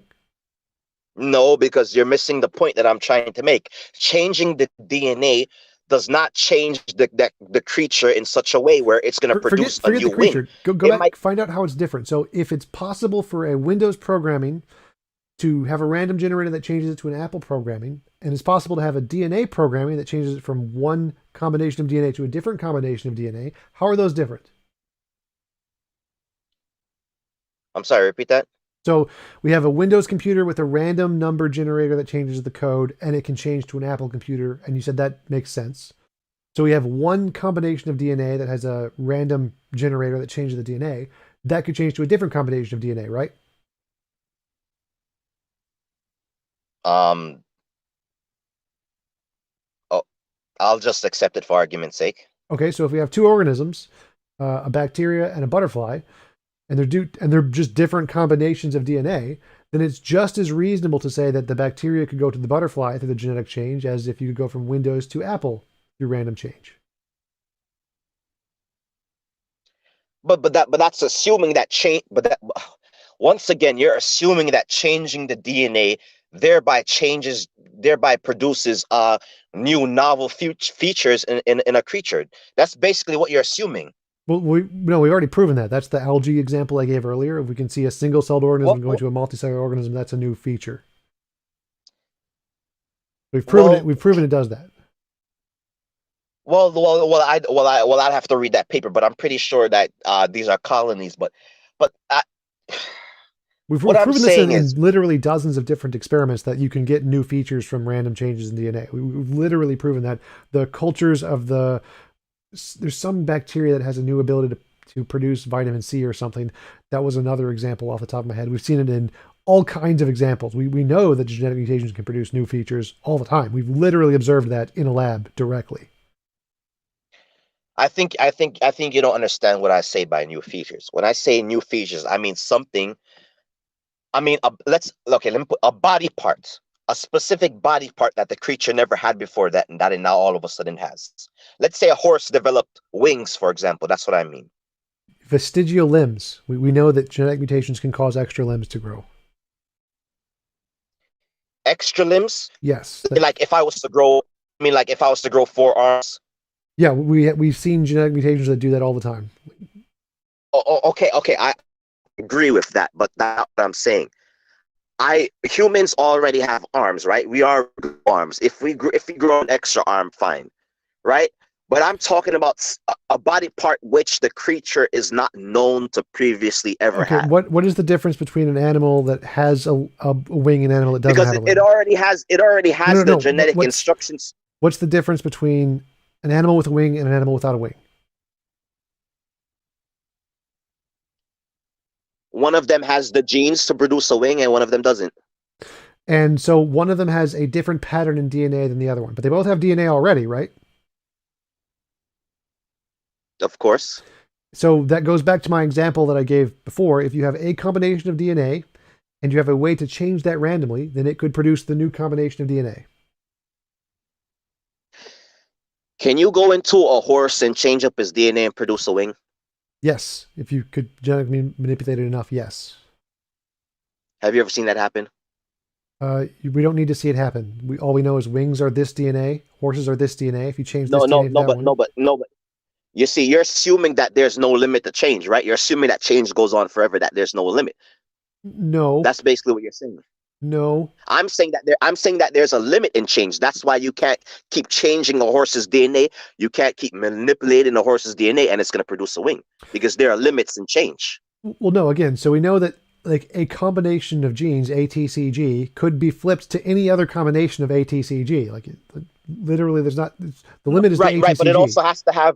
it also has to have new information in order to produce a new novel feature. You No, can't just rearrange. information is just the physical ordering of the ATCG. There's no information there. It's a physical. It's like saying a magnet, the positive end of a magnet goes to a negative end of a magnet. There's no information there. The information is a word we use for the pattern. That's it. So the pattern is the information. So there's no new information. It's just a different combination of ATCG. No, no, no, no. But what I'm saying is you have to have new information in the genome, right? No, no. Again, there is no information in a magnet. Like magnets have a positive end and a negative end, and the Wait a positive end minute. attaches to the negative end, right? Wait a minute. Are you saying that there's no information in DNA? Is that what you're telling me? Not in the way you're using it. No, there is uh, Shannon information, but Shannon information applies to everything. So, like a magnet has Shannon information. Magnets have information. Crystals have information. Black holes have information. Information applies to any physical system. So, the information in DNA is like Oh, the the information in a information. magnet. There's a positive I, end and a negative end, and they attach. okay, the information. Okay, I'm talking about an information system which contains an encoding and decoding mechanism. You're talking about That's the type abstract of. information, right? Like the word English has information in it because it's about a Yes, language. There is no abstract it has information meaning. in It has DNA. meaning. Yes, It has there is meaning. no abstract information in DNA. The only thing that's in DNA is the physical shape. What I don't understand. What do you mean by just there's just so there's no coded information in DNA. There's no digital coded information in DNA. In biology, that just means the physical shape. So there's no information, there's no abstract information in DNA, none whatsoever. It's just a physical shape. So it's like saying that the rock is shaped like a W or whatever. If you drop the rock in a sand, it'll leave an impression of a W. There is no information in the rock. It's just the physical shape. That's it.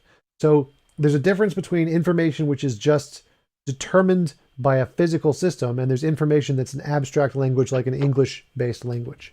Those are two separate things. The the information in biology is just the physical shape. That's it. So it's like a magnet. You have a positive end of a magnet and a negative end of a magnet, and the positive end attaches to the negative end.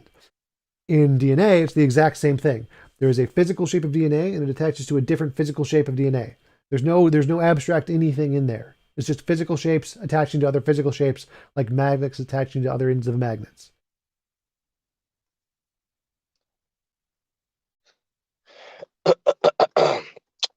I want to read a little quote here for you from Paul Davies. Here he reinforces the point that obtaining the we building can skip block. this because every single biologist agrees with me. We're done. Every quote. So I can just Well, quote no, every single biologist. They all agree with me. Well, no, they don't, because I'm gonna read you some quotes from biologists right now, including they Richard all agree with me. Dawkins. So again, this is every single biologist agrees with what in general, what I just said. Well, The entire field, well, everyone well, in the field, everyone in every academic field says, well, yeah, the information is I'm gonna just. prove, but I can prove to you by reading quotes here that they don't Those agree are with called you. And quote mines. So I have quotes. we can skip the quotes because they all agree with me. Every single one of them agrees with me. They all No, agree that no, intelligent design is wrong and that information is just a physical system in DNA. That's the whole point. so Every one of them agrees with it. This is the entire field. okay, I can just quote the entire field and say they all say you're wrong. So all right, you're just wasting time with the quotes. okay. Well, I have the quotes right in front of me, No, so that you're gonna doesn't let help me you read because them. again, the entire field says you're wrong. So it doesn't matter what your quote mines are. The entire field says you're wrong. If my quotes disagree with you, that would mean you're wrong, right? Well, no, it means you've quote mined them and you don't understand what they mean. No, I'm not gonna quote mine them. I have the entire quote. I have That's the still a quote entire mine. quote. I'm not So gonna quote again, mine them. the entire field says you're wrong. So no matter I how can many give you quotes you the provide, they page. all say you're wrong. No, they don't say I'm wrong. They I have do. peer-reviewed Again, papers. that does not help you. Again, the entire field, everyone in the field, every academic paper says you're wrong. Your quotes don't Every help. academic paper says that DNA contains digital encoded information. No, it says it contains That's what physical every information. academic paper says. No. Again, that's you not understanding the difference between human abstract information and Shannon physical information. They all agree the only thing in DNA is the shape. That's it. Every single one of them. Really? Yes. Okay, so I'm gonna read a quote from Richard Dawkins here. I'll give you the page number, the book, everything. I'm gonna read you a quote here, what he says. Okay, and I'm gonna Let repeat me the read exact this. same thing, which proves I'm right. So you're gonna repeat the same thing if you want, but this quote refutes what you just said. Nope, I'm going to say you quote minded it. You didn't understand it. Everyone in the field says I'm right. Again, the whole field, everyone in biology, everywhere in the world, all agrees with me. Is just the physical shape. Well, obviously Richard Dawkins doesn't agree with you, you and don't some understand other. it. So go ahead, read it, and I'll show you how you don't understand it, as usual. All right, here it is. Richard Dawkins in his book, A Darwinian View of Life. Okay. What is truly revolutionary about molecular biology in the post-Watson-Crick era is that it has become digital. After Watson and Crick, we know that genes themselves, within their minute internal structure, are Wait, right long there, string structure. of. Did you see that right? In their structure, which is the shape, like I said. Right. But let me continue, please. Go ahead. And then you can tell me about the structure. Go for it. Within their minute internal structure are long strings of pure digital information. What is more, they are truly digital in the full and strong sense of computers and compact disks, not in the weak sense of the nervous system. The genetic code is not a binary code as in computers, nor an 8-level code as in some telephone systems, but a quaternary code with 4 symbols. Yeah, so everything you just said also agrees with me. The symbols themselves don't matter, but I'll get to that in a little bit. So everything he said just agrees with me. Digital information is physical. It's just the shape. There's no abstract information there. Same thing I just said. No, he didn't say. Same thing I just said. Let me finish the quote. Okay. The machine code of the genes is uncannily computer-like. Apart from differences in jargons, the pages of the molecular biology journal might be interchanged with those of a computer engineering journal. Okay, everything you said agrees with everything I just said again. So literally nothing you've said has disagreed with anything I said. So all of that quote agrees with me. 100%. Everything he said agrees with me. You see, you're getting heated and you're not letting me finish the quote. Yes, because you're wasting my time. I literally addressed this already. And you're just going straight down the line I've already addressed and already told you the answer to this. All right. Okay. Let me do this then. Let me use this quote. Look, it doesn't matter how many quotes you give. Every single quote is going to lead to the same thing. I've addressed every possible quote you could ever give in the history of mankind. So all biologists agree with me. You're saying that it's just chemistry, it's not information, right? It's just chemistry, no, chemistry right? is information. Reacting. Shannon information is the physical thing. Shannon information exists in crystals and black holes and magnets. There is no abstract information. It's just the physical shape. And real biologists call that information. That's fine. Black holes isn't encoded information. It doesn't contain an encoding and decoding mechanism, right? It does. It's all physical systems do. It's called Shannon information. Okay. Can you label the encoding and decoding mechanism of a black hole for me? Yes, it's called Hawking Which is radiation. independent, which is independent of the communication medium. Can you do that for me? Hawking radiation. Huh? Hawking radiation. Yes. What do you mean? Hawking What's the radiation encoding? is the encode is the thing. Yes. So physical What's the what's encode reading system is the physical shape. It's like if you have a key that plugs into a keyhole, it's the physical shape. There's no magical abstract information in there. Like there's no, it's like a magnet. You have a positive end and a negative end, and the positive end connects to the negative end. They connect together. That's the information. That is the encode decode system. They have a physical shape. One of the things fits into the other of the things. And that pattern is the encode decode process. The same in DNA. It has a pattern, ATCG, and it connects to other patterns, ATCG. It's just the physical shape, nothing other than the physical shape. Well, I don't understand. What's okay? First, start with the encoding. What's the encoding mechanisms? First, start with that. The right side of the shape. So the shape is the encoding mechanism, Yes. and then what's the decoding mechanism? The shape of the other particle that interacts with it. And that's independent of the medium. No, it's physical. It is the medium.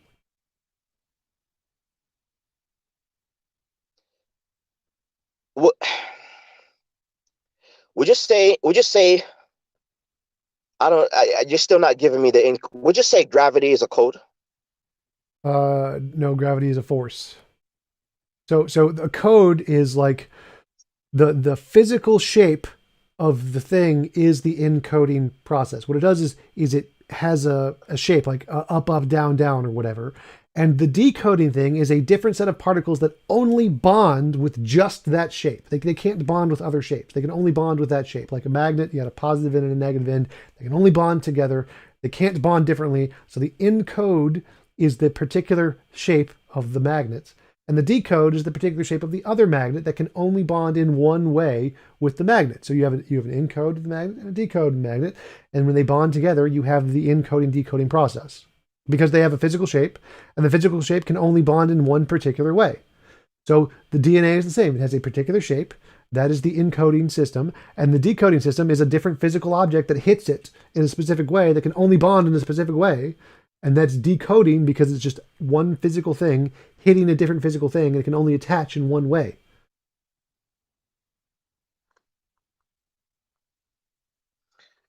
Okay. So here's the quote that you tried to stop me from reading. Paul Davies reinforced the point that obtaining the building blocks would not explain their arrangement. Just as bricks alone don't make a house, so it takes more than a random collection of amino acids to make life. Like house bricks, the building blocks of life have to be assembled in a very specific and exceedingly elaborate way before they have the desired function, right? Yes, An, the shape, which I an already addressed, analogy. that's literally every quote you're going to say is always going to agree with me and prove me right. Every single quote you read from any biologist is going to prove me Okay, right. okay, okay. Okay, let me finish and then you can explain how this proves you right. An analogy is written language. Natural objects in forms resembling the English alphabet, circles, straight lines, blah, blah, blah, abound in nature. But this fact does not help us understand the origin of information, such as that in Shakespeare's plays. The reason is that this task requires intelligence, both to create the information, the play, and then to design and build the machinery required to translate that information into symbols, the written text. What must be explained is the source of the information in the text, the words and the ideas, not the existence of circles and straight lines. Likewise, it is not enough to explain the origin of amino acids, which currently respond to the letters. Rather, even if they were produced readily, the source of information that directs the assembly of the amino acids contained in the genome must be explained. So, what is the source of the information that directs the assembly of these amino acids? The shape. It's literally the shape. Literally everything you said, just I already explained this. It's literally the exact same answer. The shape is the information. You have a magnet with a positive end and a magnet with a negative end. The information is the fact that the positive end can only connect to the positive end. That's it. It's a physical fusion of the shape. That's the information. Well, There's no abstract information there. It's just the physical shape. so you're saying information is just physical? Yes. Literally called physical information. So you're a materialist. Yes. So then, if that's the case, then why do you have a floppy disk with a lot of information in it, and then you have a floppy disk with no information in it, and they both weigh the same? Because it's the shape of the information, not the number of particles. But the information is still there. It's still full of information, right? Uh, but what? You have a floppy disk, right? You Yes. have one floppy disk. It's Yes. full of information. It has a whole bunch of Yes. information on it. Then you have one floppy disk that doesn't have any information on it. Well, they both have Why do information. both They both floppy have the disks weigh the exact same? same amount of information. They're just information of different things. What? They both have information. They're just different information. What do you mean by different information? One is just blank, so the information it has is essentially random, and one has It's blank. information that It's has. blank, so it has no information. Oh no, it still has information. Like all particles have information. What do you mean all particles have information? Our Shannon information theory is literally the paper on information. All particles have information. Everything has information. It's just what is the information saying? One information is Windows, one information is Mac, one information is blank. They all have information. So information is the physical shape of the thing. And so if you have a dice that says 6 ones and a dice that have 6 sixes and a dice that has 2, 3, 5, 7, 2, 3, 5, 6, 4, all of them have exactly the same information. Would you say the information in a computer system is the same as the information in DNA? All information is the same in general. Like different kinds of information about different things, but they're all information. What type of, how would you describe the information in a computer system? I don't know what you mean. It's information, Shannon information. It has a particular pattern to it. What is the encoding and decoding in a computer system? The language, What do you mean? the programming language, Visual C++. You have a No, word. but what is the? I'm sorry. Like, I don't understand your questioning. So Okay. it's a code. Like in computer languages, is a code. It's a formal language, and the formal language has a physical process associated with it. That there's an arbitrary word like action, go, run, and that thing causes a physical interaction in the thing in the computer. So we made up a language which is arbitrary, and that arbitrary language has an abstract meaning to it, which is then conveyed to the computer through a physical process. DNA does not. So There's no abstract meaning in the DNA at all. None. Zero. So it's not the same as a computer program. Even though it's analogous, it is not the same. There is no abstract meaning in a DNA language. There is abstract meaning in human languages. I I don't understand. What do you mean? What do you mean? So like the word tree in English is arbitrary. There's no like physical determining thing in the word. Like if we analyzed the shape of the word tree, we will never understand what the word tree means. So the information in the word tree is abstract. It's not determined by the physical shape of the word. In DNA, all of the information is in the physical shape, nothing else. There's no abstract meaning in it. It's all just based off the physical shape. You can know the information just by looking at the physical shape and nothing else. So you're saying that because we assigned the word tree to a tree, that causes the information. Is that what you're saying? No. So there's different kinds of information. In the word tree, the information is abstract. It's not determined by the physical shape of the word. What causes the information is that we have applied an abstract meaning to the physical shape, but the physical shape isn't what causes the meaning. The information isn't in the physical shape, it's in the abstract concept. In DNA, the information is just the physical shape and nothing but the physical shape, like a magnet. There's no abstract information in DNA.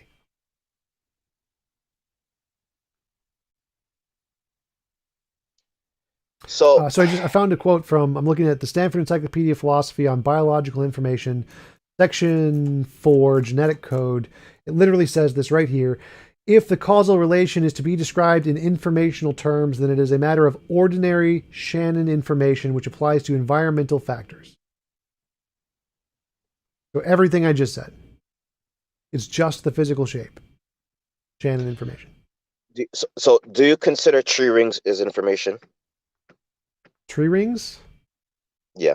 Well, I mean, it's information in the same sense as all other environmental factors. So do you consider that the same as information in DNA?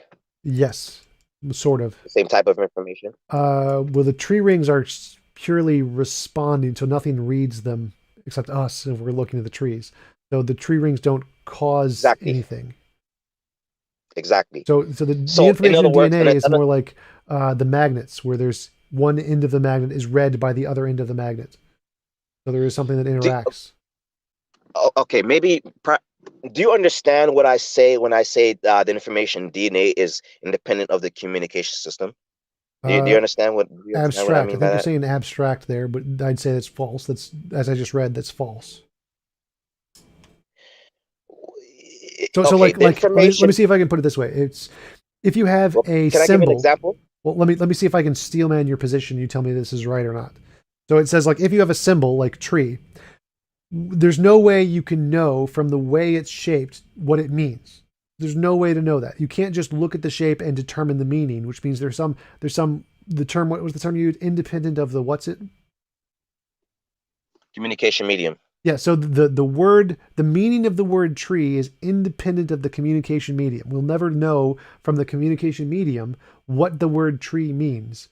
Whereas in the case of DNA, it is not the case. We can know everything about what the DNA means just by the communication medium, the physical shape. The communication medium in DNA is the physical shape, and we can know everything about what it means just from the communication medium. We don't need to look, it's nothing is independent of that.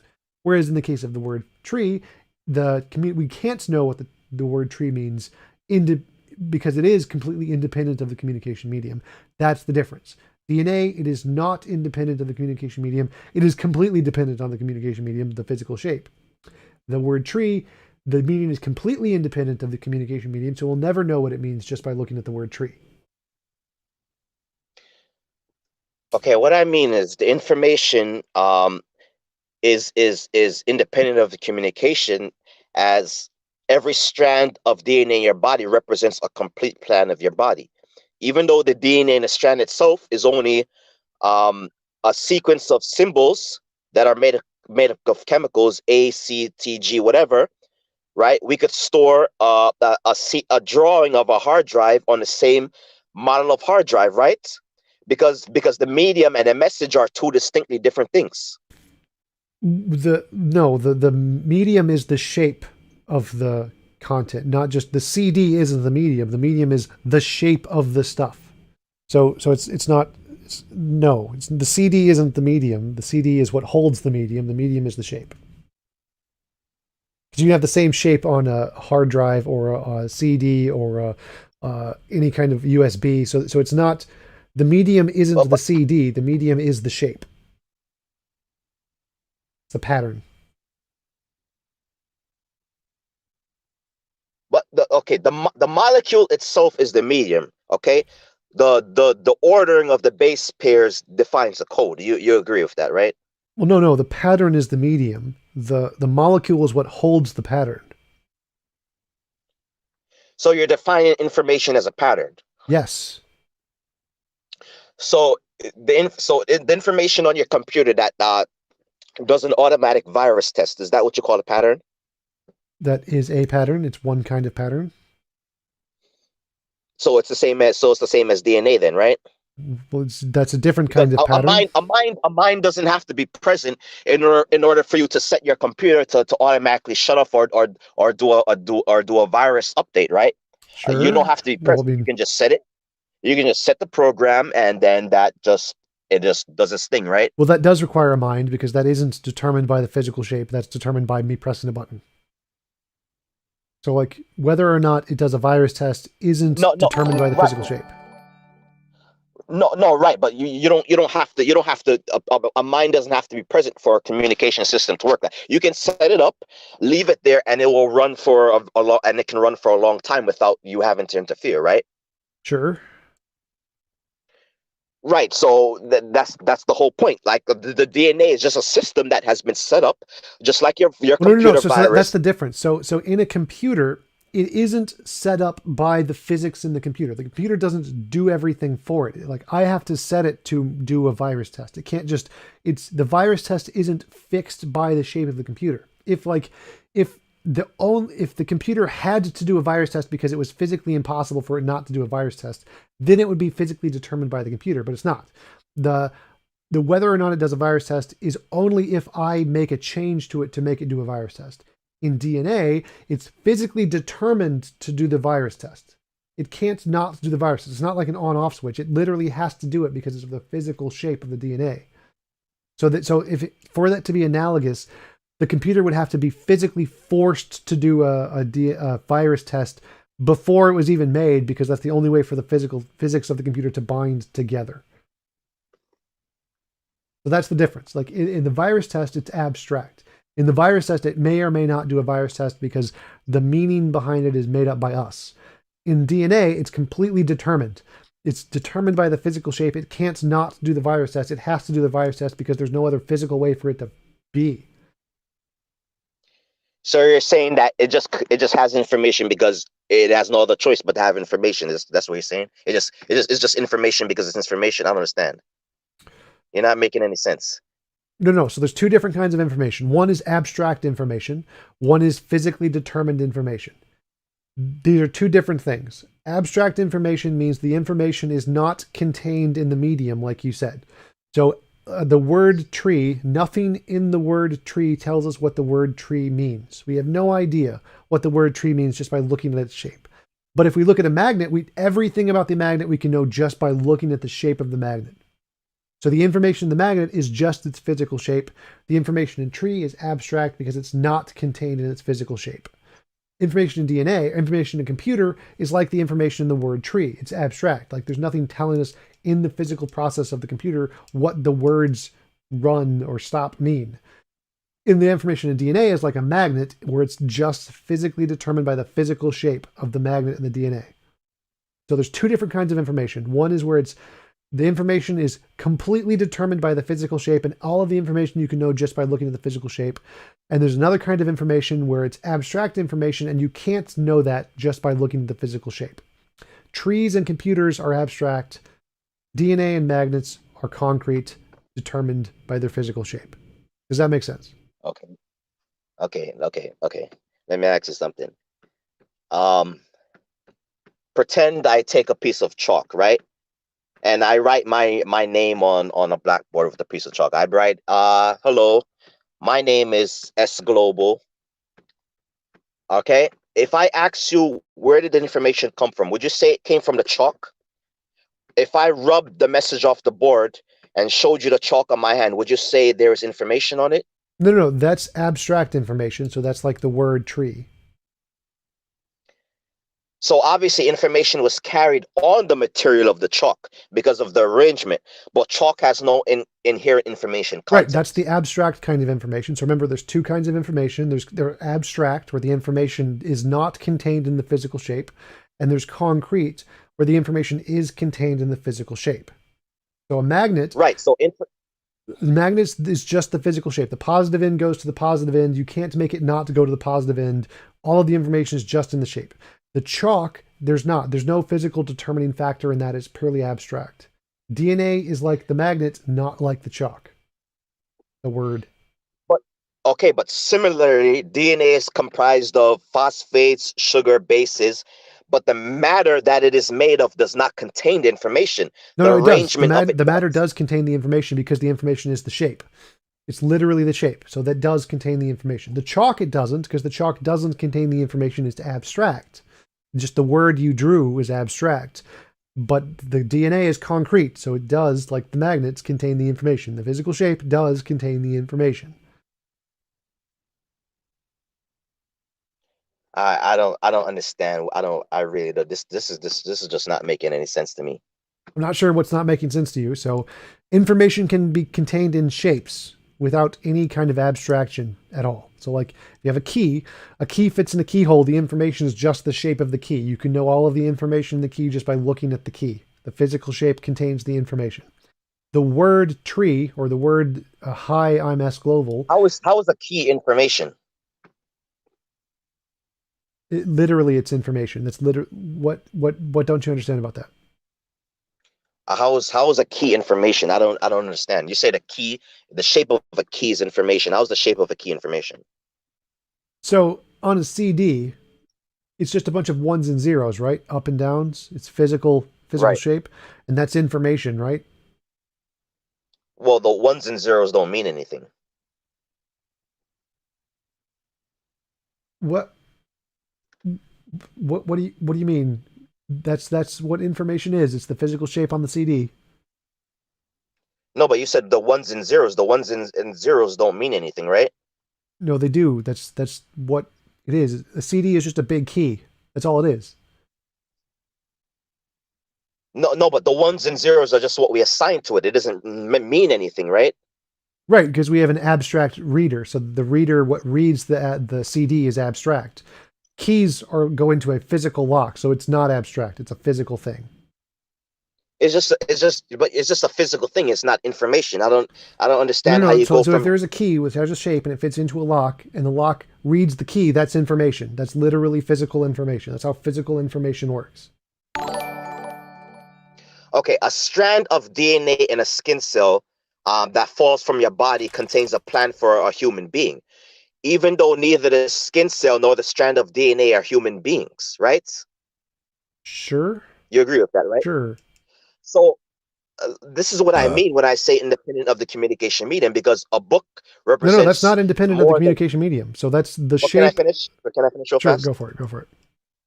A book represents more than paper and ink because it contains plans, it contains ideas, instructions via the coded information, right?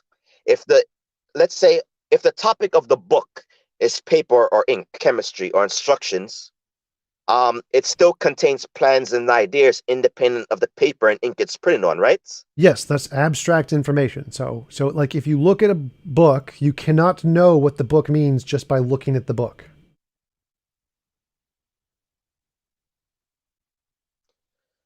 So then how does DNA not contain the same information? Because all of the information you can know just by looking at its physical shape. So all of the information in DNA is just the shape, whereas a book, it's not the shape. So you can't know what Shakespeare means just by looking at the book of Shakespeare. You can't decipher the meaning of Japanese just by looking at the shapes of the Japanese words. You can know all of the meaning of DNA just by looking at the shape of the DNA. It's all in the shape, all of the information. There's not a single part of DNA information that you can't learn just by looking at its shape. All of it is just the shape. What do you mean you can't learn it by looking at a shape? I don't understand. So You like can. if you draw like the example you gave where you take a piece of chalk and you draw your name hi I'm S Gloval on a chalkboard, there is information in that the sentence hi I'm S Global. If I was Japanese or something and I didn't know English and I looked at that sentence, I would never be able to figure out what that meant just by looking at it. Because the information isn't in the physical shape of the hi I'm S Global. It's something it's abstract. It's something else, somewhere else. But if I look at a key, I can know all of the information on the key just by looking at the key because I can know how it's going to open a door or open a lock. And so there's two different kinds of information. There's physical information, which you can know just by looking at the shape, and there's abstract information, which you can't know by looking at the shape. And DNA is physical information like a key and a lock. The key is read by the lock, just like DNA is read by the proteins. The DNA is the key, the proteins is the lock.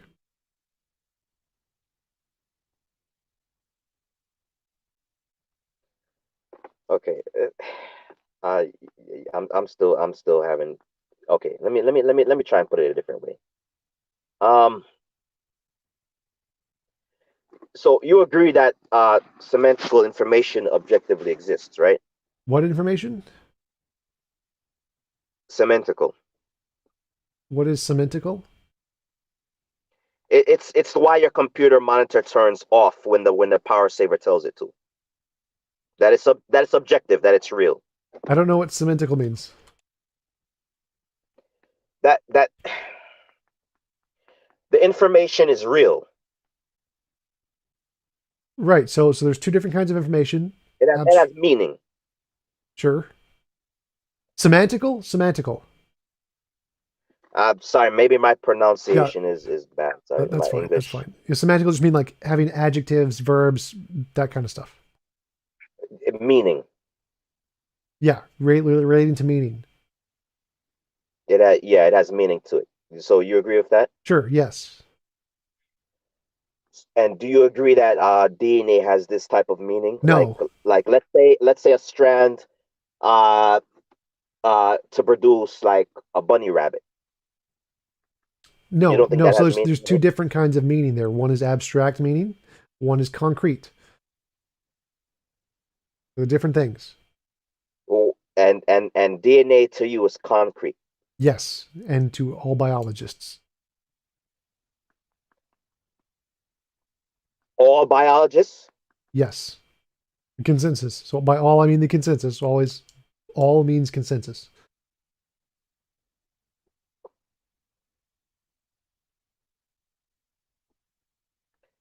So what? So if I provided to you peer-reviewed papers that said otherwise, what would you say? I would say, what is the consensus? Do you know what consensus means?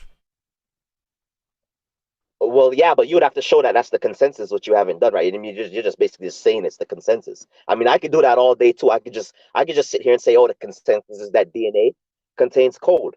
I could. I mean, how do you show that? Okay, so I'd have to like find research on this. It's so commonly known. I don't know. Do you think that most biologists are physicalists? Um, what do you mean?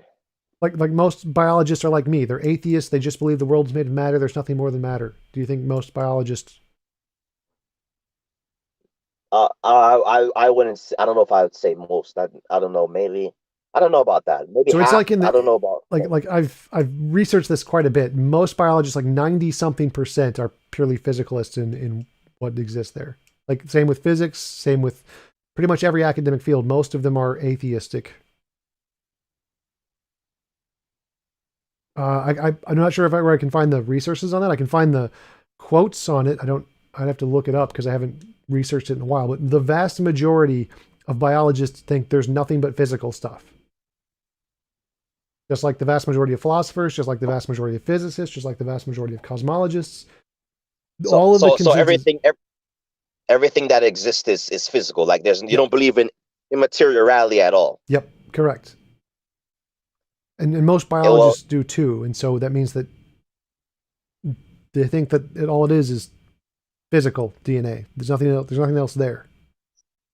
well, even if that was true, that most biologists believe that, that doesn't make it true, right? Uh, it means that all of the experts in the field who've studied this and understand it more than everyone else think Well, it's just just because they physical. study and understand it doesn't mean that they're not biased.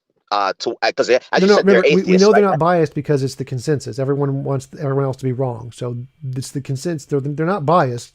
This is we know what works without bias. Filtering out the bias. This is what works. The only thing that works. Well, that's your claim that it filters out bias. My claim is that it doesn't filter out bias. Okay, So you I can mean, how have do you that prove opinion. something You like can that? think that the consensus doesn't filter out bias, but that's just objectively wrong. But you can have that opinion if you want. I mean, the consensus is also that physical reality had a beginning. So, I mean, you No, have a no, contradiction no, there, don't you? no, no. I don't. I've never seen that consensus. No one says that physical reality had a beginning. Stephen Hawking in his book said that the scientific consensus is that all of physical reality had an absolute beginning. Nope, that's not the consensus at all. So the consensus in cosmology is that it didn't. The Big Bang had our physical reality, but not all physical reality. Like every single model has an Oh, eternal physical I only thing. have evidence of one physical reality. I don't have evidence of a multiverse.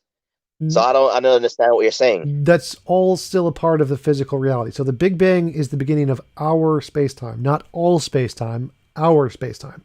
So our space-time had a beginning. Not all physical things had a beginning, just ours. So those are two separate things.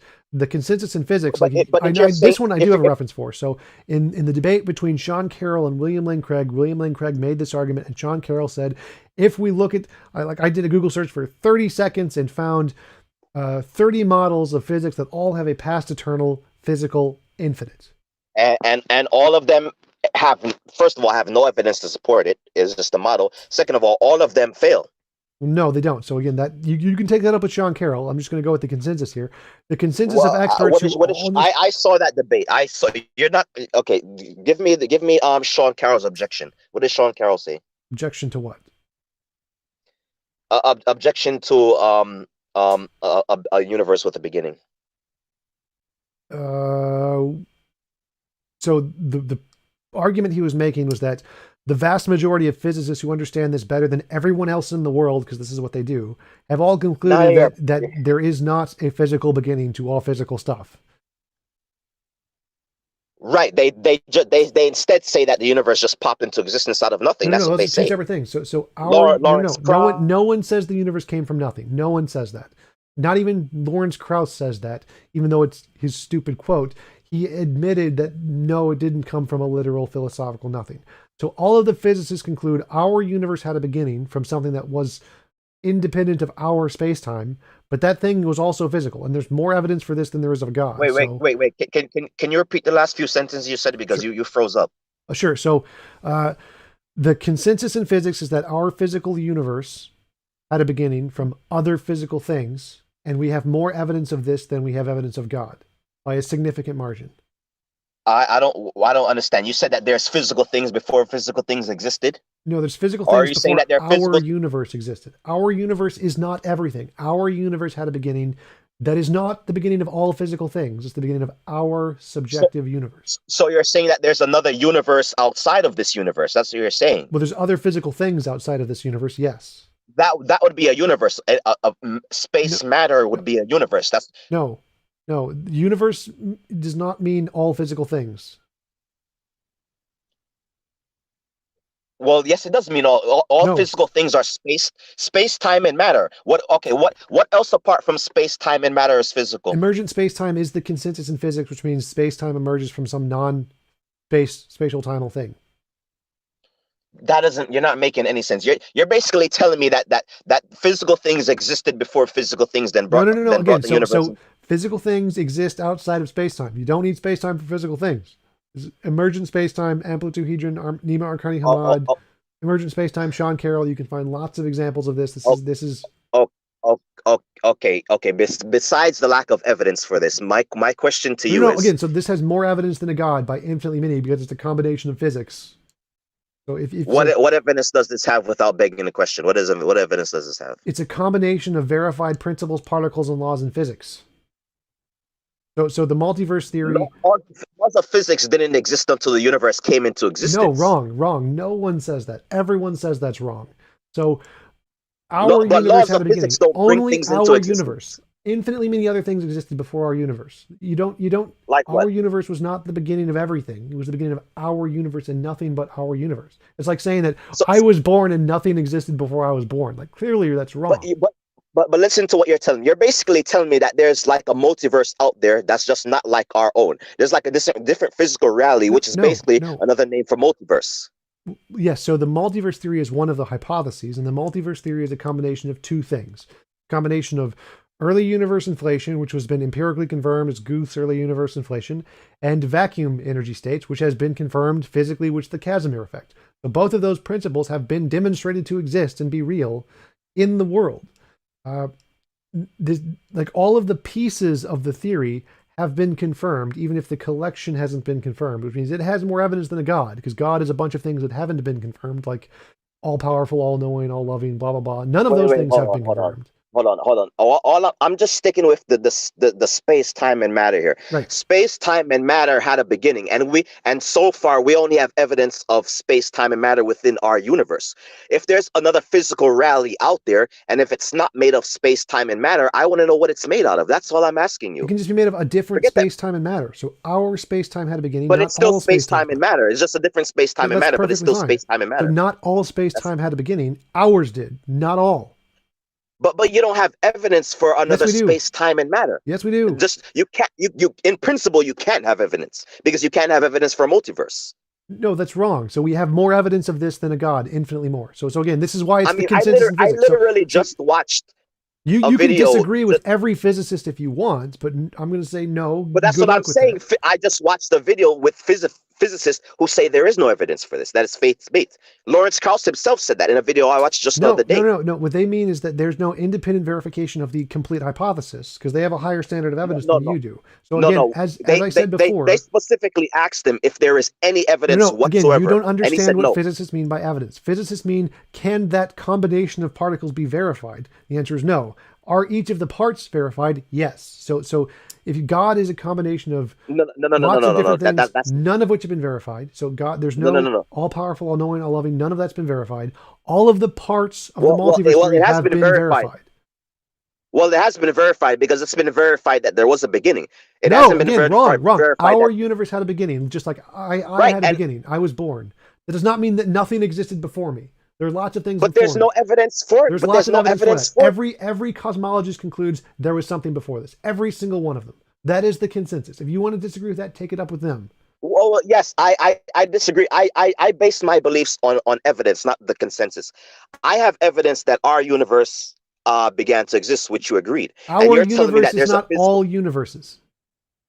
I believe that there's only one. I only have evidence for one universe, our universe. I don't have evidence for a Okay, multiverse. so if you want to say every physicist is wrong, you And can say that. even if there was a multiverse, even if there was a multiverse, it would still have to have a beginning. No, no, that's wrong too. And there's more.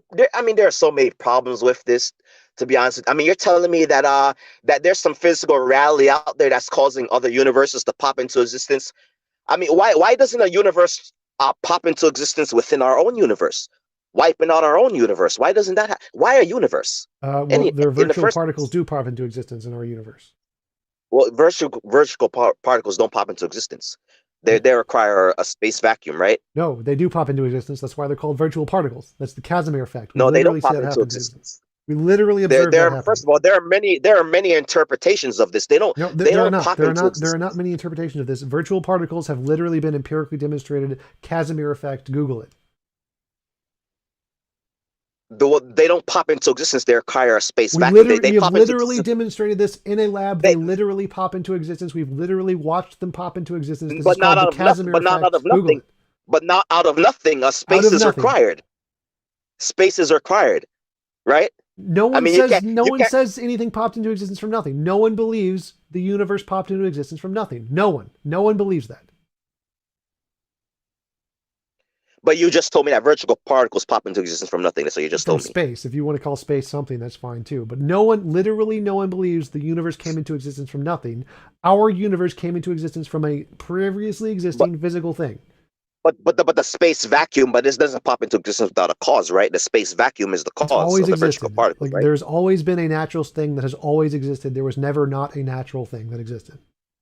But you're not answering my question. I said that the virtual particles popped into existence with a cause, not without a cause, right?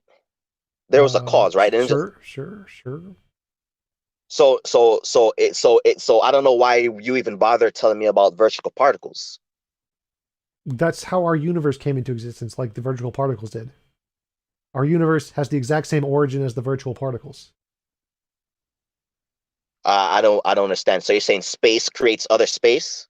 Yes, So why don't we see so why don't we see this happening all the time? we do. It's called Why does virtual space particles. why does huh? We do. They're called virtual particles. We do see it happening all the time. Well, that's not virtual. Well, that's not space just creating virtual particles out of nothing. That's pre-existing energy No and one things, thinks the right? universe came from nothing. No one thinks the universe came from nothing. The universe came from I virtual space, like just like virtual particles, the exact same thing. No one thinks it came from nothing. but but you need to but what you need to explain is the origin of space itself, which you can't explain. You're No, telling there's me about always things been a popping natural in, thing. There's always been a necessary natural thing that has always but existed and was never created.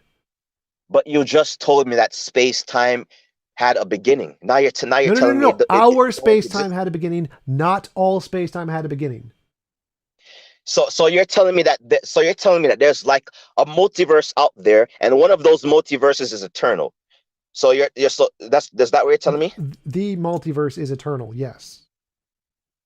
So you believe it. So you do believe in a multiverse. Well, there's a physical thing that is eternal. Multiverse is one of the possibilities.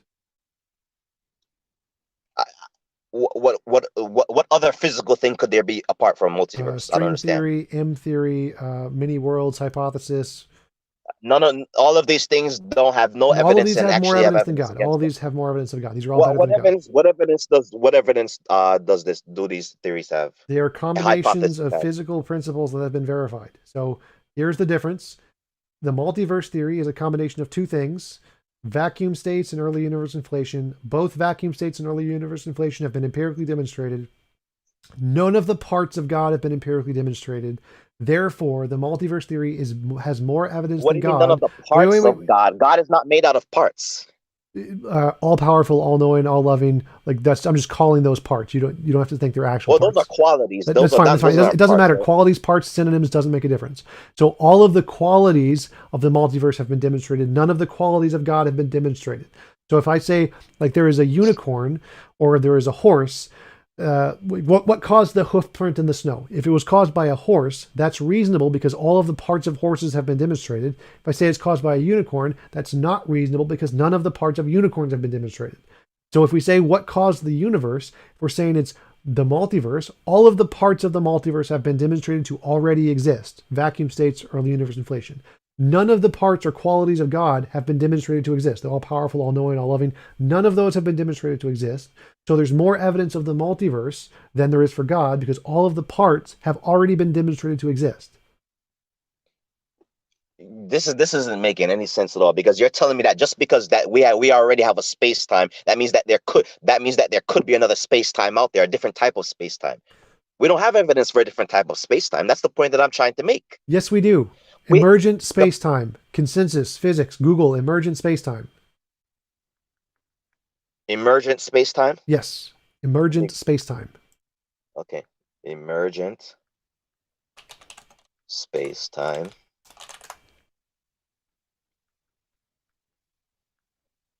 Emergent space time.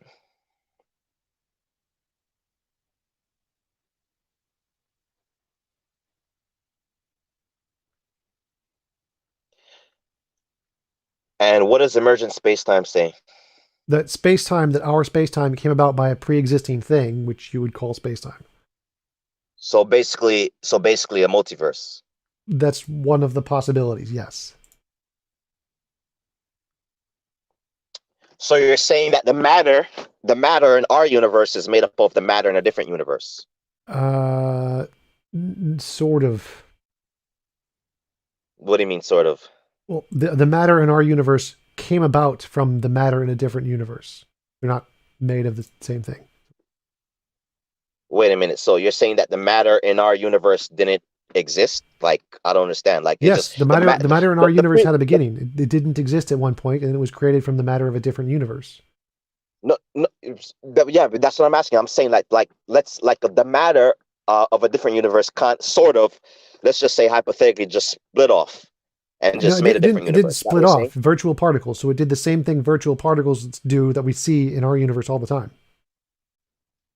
Well, what do virtual particles? Virtual particles don't pop into existence from nothing. Is No what you one just thinks the said. universe came from nothing. No one thinks it came from nothing. It came from I'm not talking about space. the universe. I'm talking about virtual particles. I'm not talking about the universe.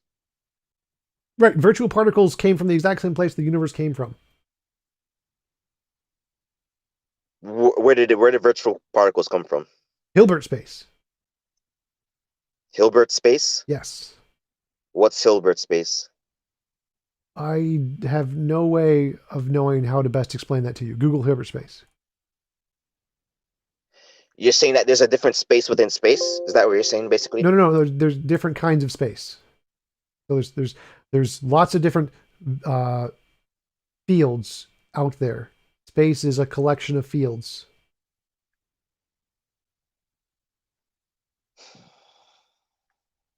Google Hilbert So, space. so, so, so, so you watch the debate with William Nate Craig Sean Carroll. and you so that means that you know about the BGV theorem, right? Yep, Borg-Guth-Vilenkin. Well, you said Hilbert's what? Space, right? Hilbert Hilbert space, yes. space. Okay. Okay, I think I found it. Okay. I'm gonna take a quick look at this thing, but meanwhile, um, so the the BGV theorem says that it doesn't matter what type of space time you have, it has to have a beginning. No, it doesn't. That's what it Literally, says. literally in the same debate, Sean Carroll showed a picture of Alan Guth, one Yeah, of you the. show a picture of Alan Goof holding up a sign that he says that he thinks that that the universe could be eternal, Yep. which of course you just said that it's not true because the universe No, no, no, but no, that's no, no, besides no, the no. point. He's using universe there to mean all physical things. So he does agree with me. Let's say I agree with that. Let's say I agree with that. That's what he means. That he says the same thing as you. Blah blah blah. He never wrote a paper about that. He never explained himself. He basically just held up a sign. Why didn't he explain himself in a paper? He's literally talking about the same paper, the Borg-Guth-Vilenkin paper. He did. He No, literally no, no, no, did. no. He didn't. He didn't. He never said it in his. He didn't hold up a sign saying the BGV theorem is wrong because of course the theorem isn't wrong, It's right? his theorem. He is Borg. He is Guth. He is the Borg-Guth-Vilenkin of that theorem, that paper. It's his paper. Yeah, well, Vilenkin is also part of that theorem. That's what it has Vilenkin in it, right? Yes. But he wasn't talking about the theorem. He just basically expressed his wish, No, he's talking basically, about the because theorem. He's talking he about the theorem. what did he say? He didn't mention the theorem in the sign. I saw the sign. No, He didn't mention the Sean theorem in the Carroll did. sign. Sean Carroll then explained his position in that thing and said, the Borg-Guth-Vilenkin states that any universe that has an inflation has a beginning to the inflation. Has nothing to do with space-time. Says any universe that begins to inflate has a beginning. The inflation has a beginning, not the space-time. No, no, no. Well, Alexander Vilenkin, who actually explained his own theorem, unlike Guth. Guth didn't explain. Sean Carroll No, made no, up his own Guth explanation, has but actually been actually asked Vilenkin this. has explained plenty of times. No, Huh? yeah, Vilenkin has literally addressed this the same way and says, yes, it is about the geometry. I have emailed Vilenkin personally and asked him this. It's only that any universe that has a beginning inflation What? has the geometry which will have a beginning. It has nothing to do with space-time. It's not any space-time has a beginning. It's any universe that has an inflation has a beginning. Well, William Lane Craig has also emailed him, and he has actually showed the emails from Vilenkin. Would you mind showing those emails from Vilenkin? Because the emails that William Lane Craig showed says that all of space time, any space time, has to have a beginning, and all of these eternal models fail. Well, no, that's wrong. The vast majority of cosmologists all say that's wrong, including Vilenkin and Guth have literally both said that's wrong. So no. Vilenkin himself Again, you can't keep appeals quoting to. Vilenkin here. That does not work. Sean Carroll literally proved this was wrong by providing dozens of examples that literally prove it's wrong in that debate. No, he didn't. No. Let me give you a reminder of what he provided here. Let me give you a little reminder. I actually have the quote saved. He literally said, I did a 30-second Google search and found 30 models of all past eternal infinite universes. Just because you have a model doesn't mean that the model's true. Or doesn't mean that there's No, no, no. evidence for a It doesn't model. need to be true. It proves that there is a universe that can exist eternally that doesn't violate the But Borg-Guth-Vilenkin theorem. no, So the Borg no, but there is no model that doesn't violate the BGV That's theorem. That's the literally what he point. proved. He proved that that is not the case. Here are 30 models that don't violate it that all do this. That's what he proved in the debate. So okay, so here it goes. But anyway, Carol pointed out, huh? uh, I can actually find the quotes for you. I have them listed where Carroll does literally say I Googled this I Googled this in 30 seconds. I found all of these models that all have a past eternal infinite. But I have to get going and I have to get ready. It's 1:30. So move this to part 2. Thanks for coming on. It was fun chatting. Do you have any closing stuff you wanted to mention? No, this is the first time I've actually done something like I didn't even prepare. Actually, this is the first time I've actually done something like this, and this was very interesting. Yep, cool. Thanks for coming on. Appreciate your time. And now I'm going to go get some lunch. Talk to you later. Me too. Thanks.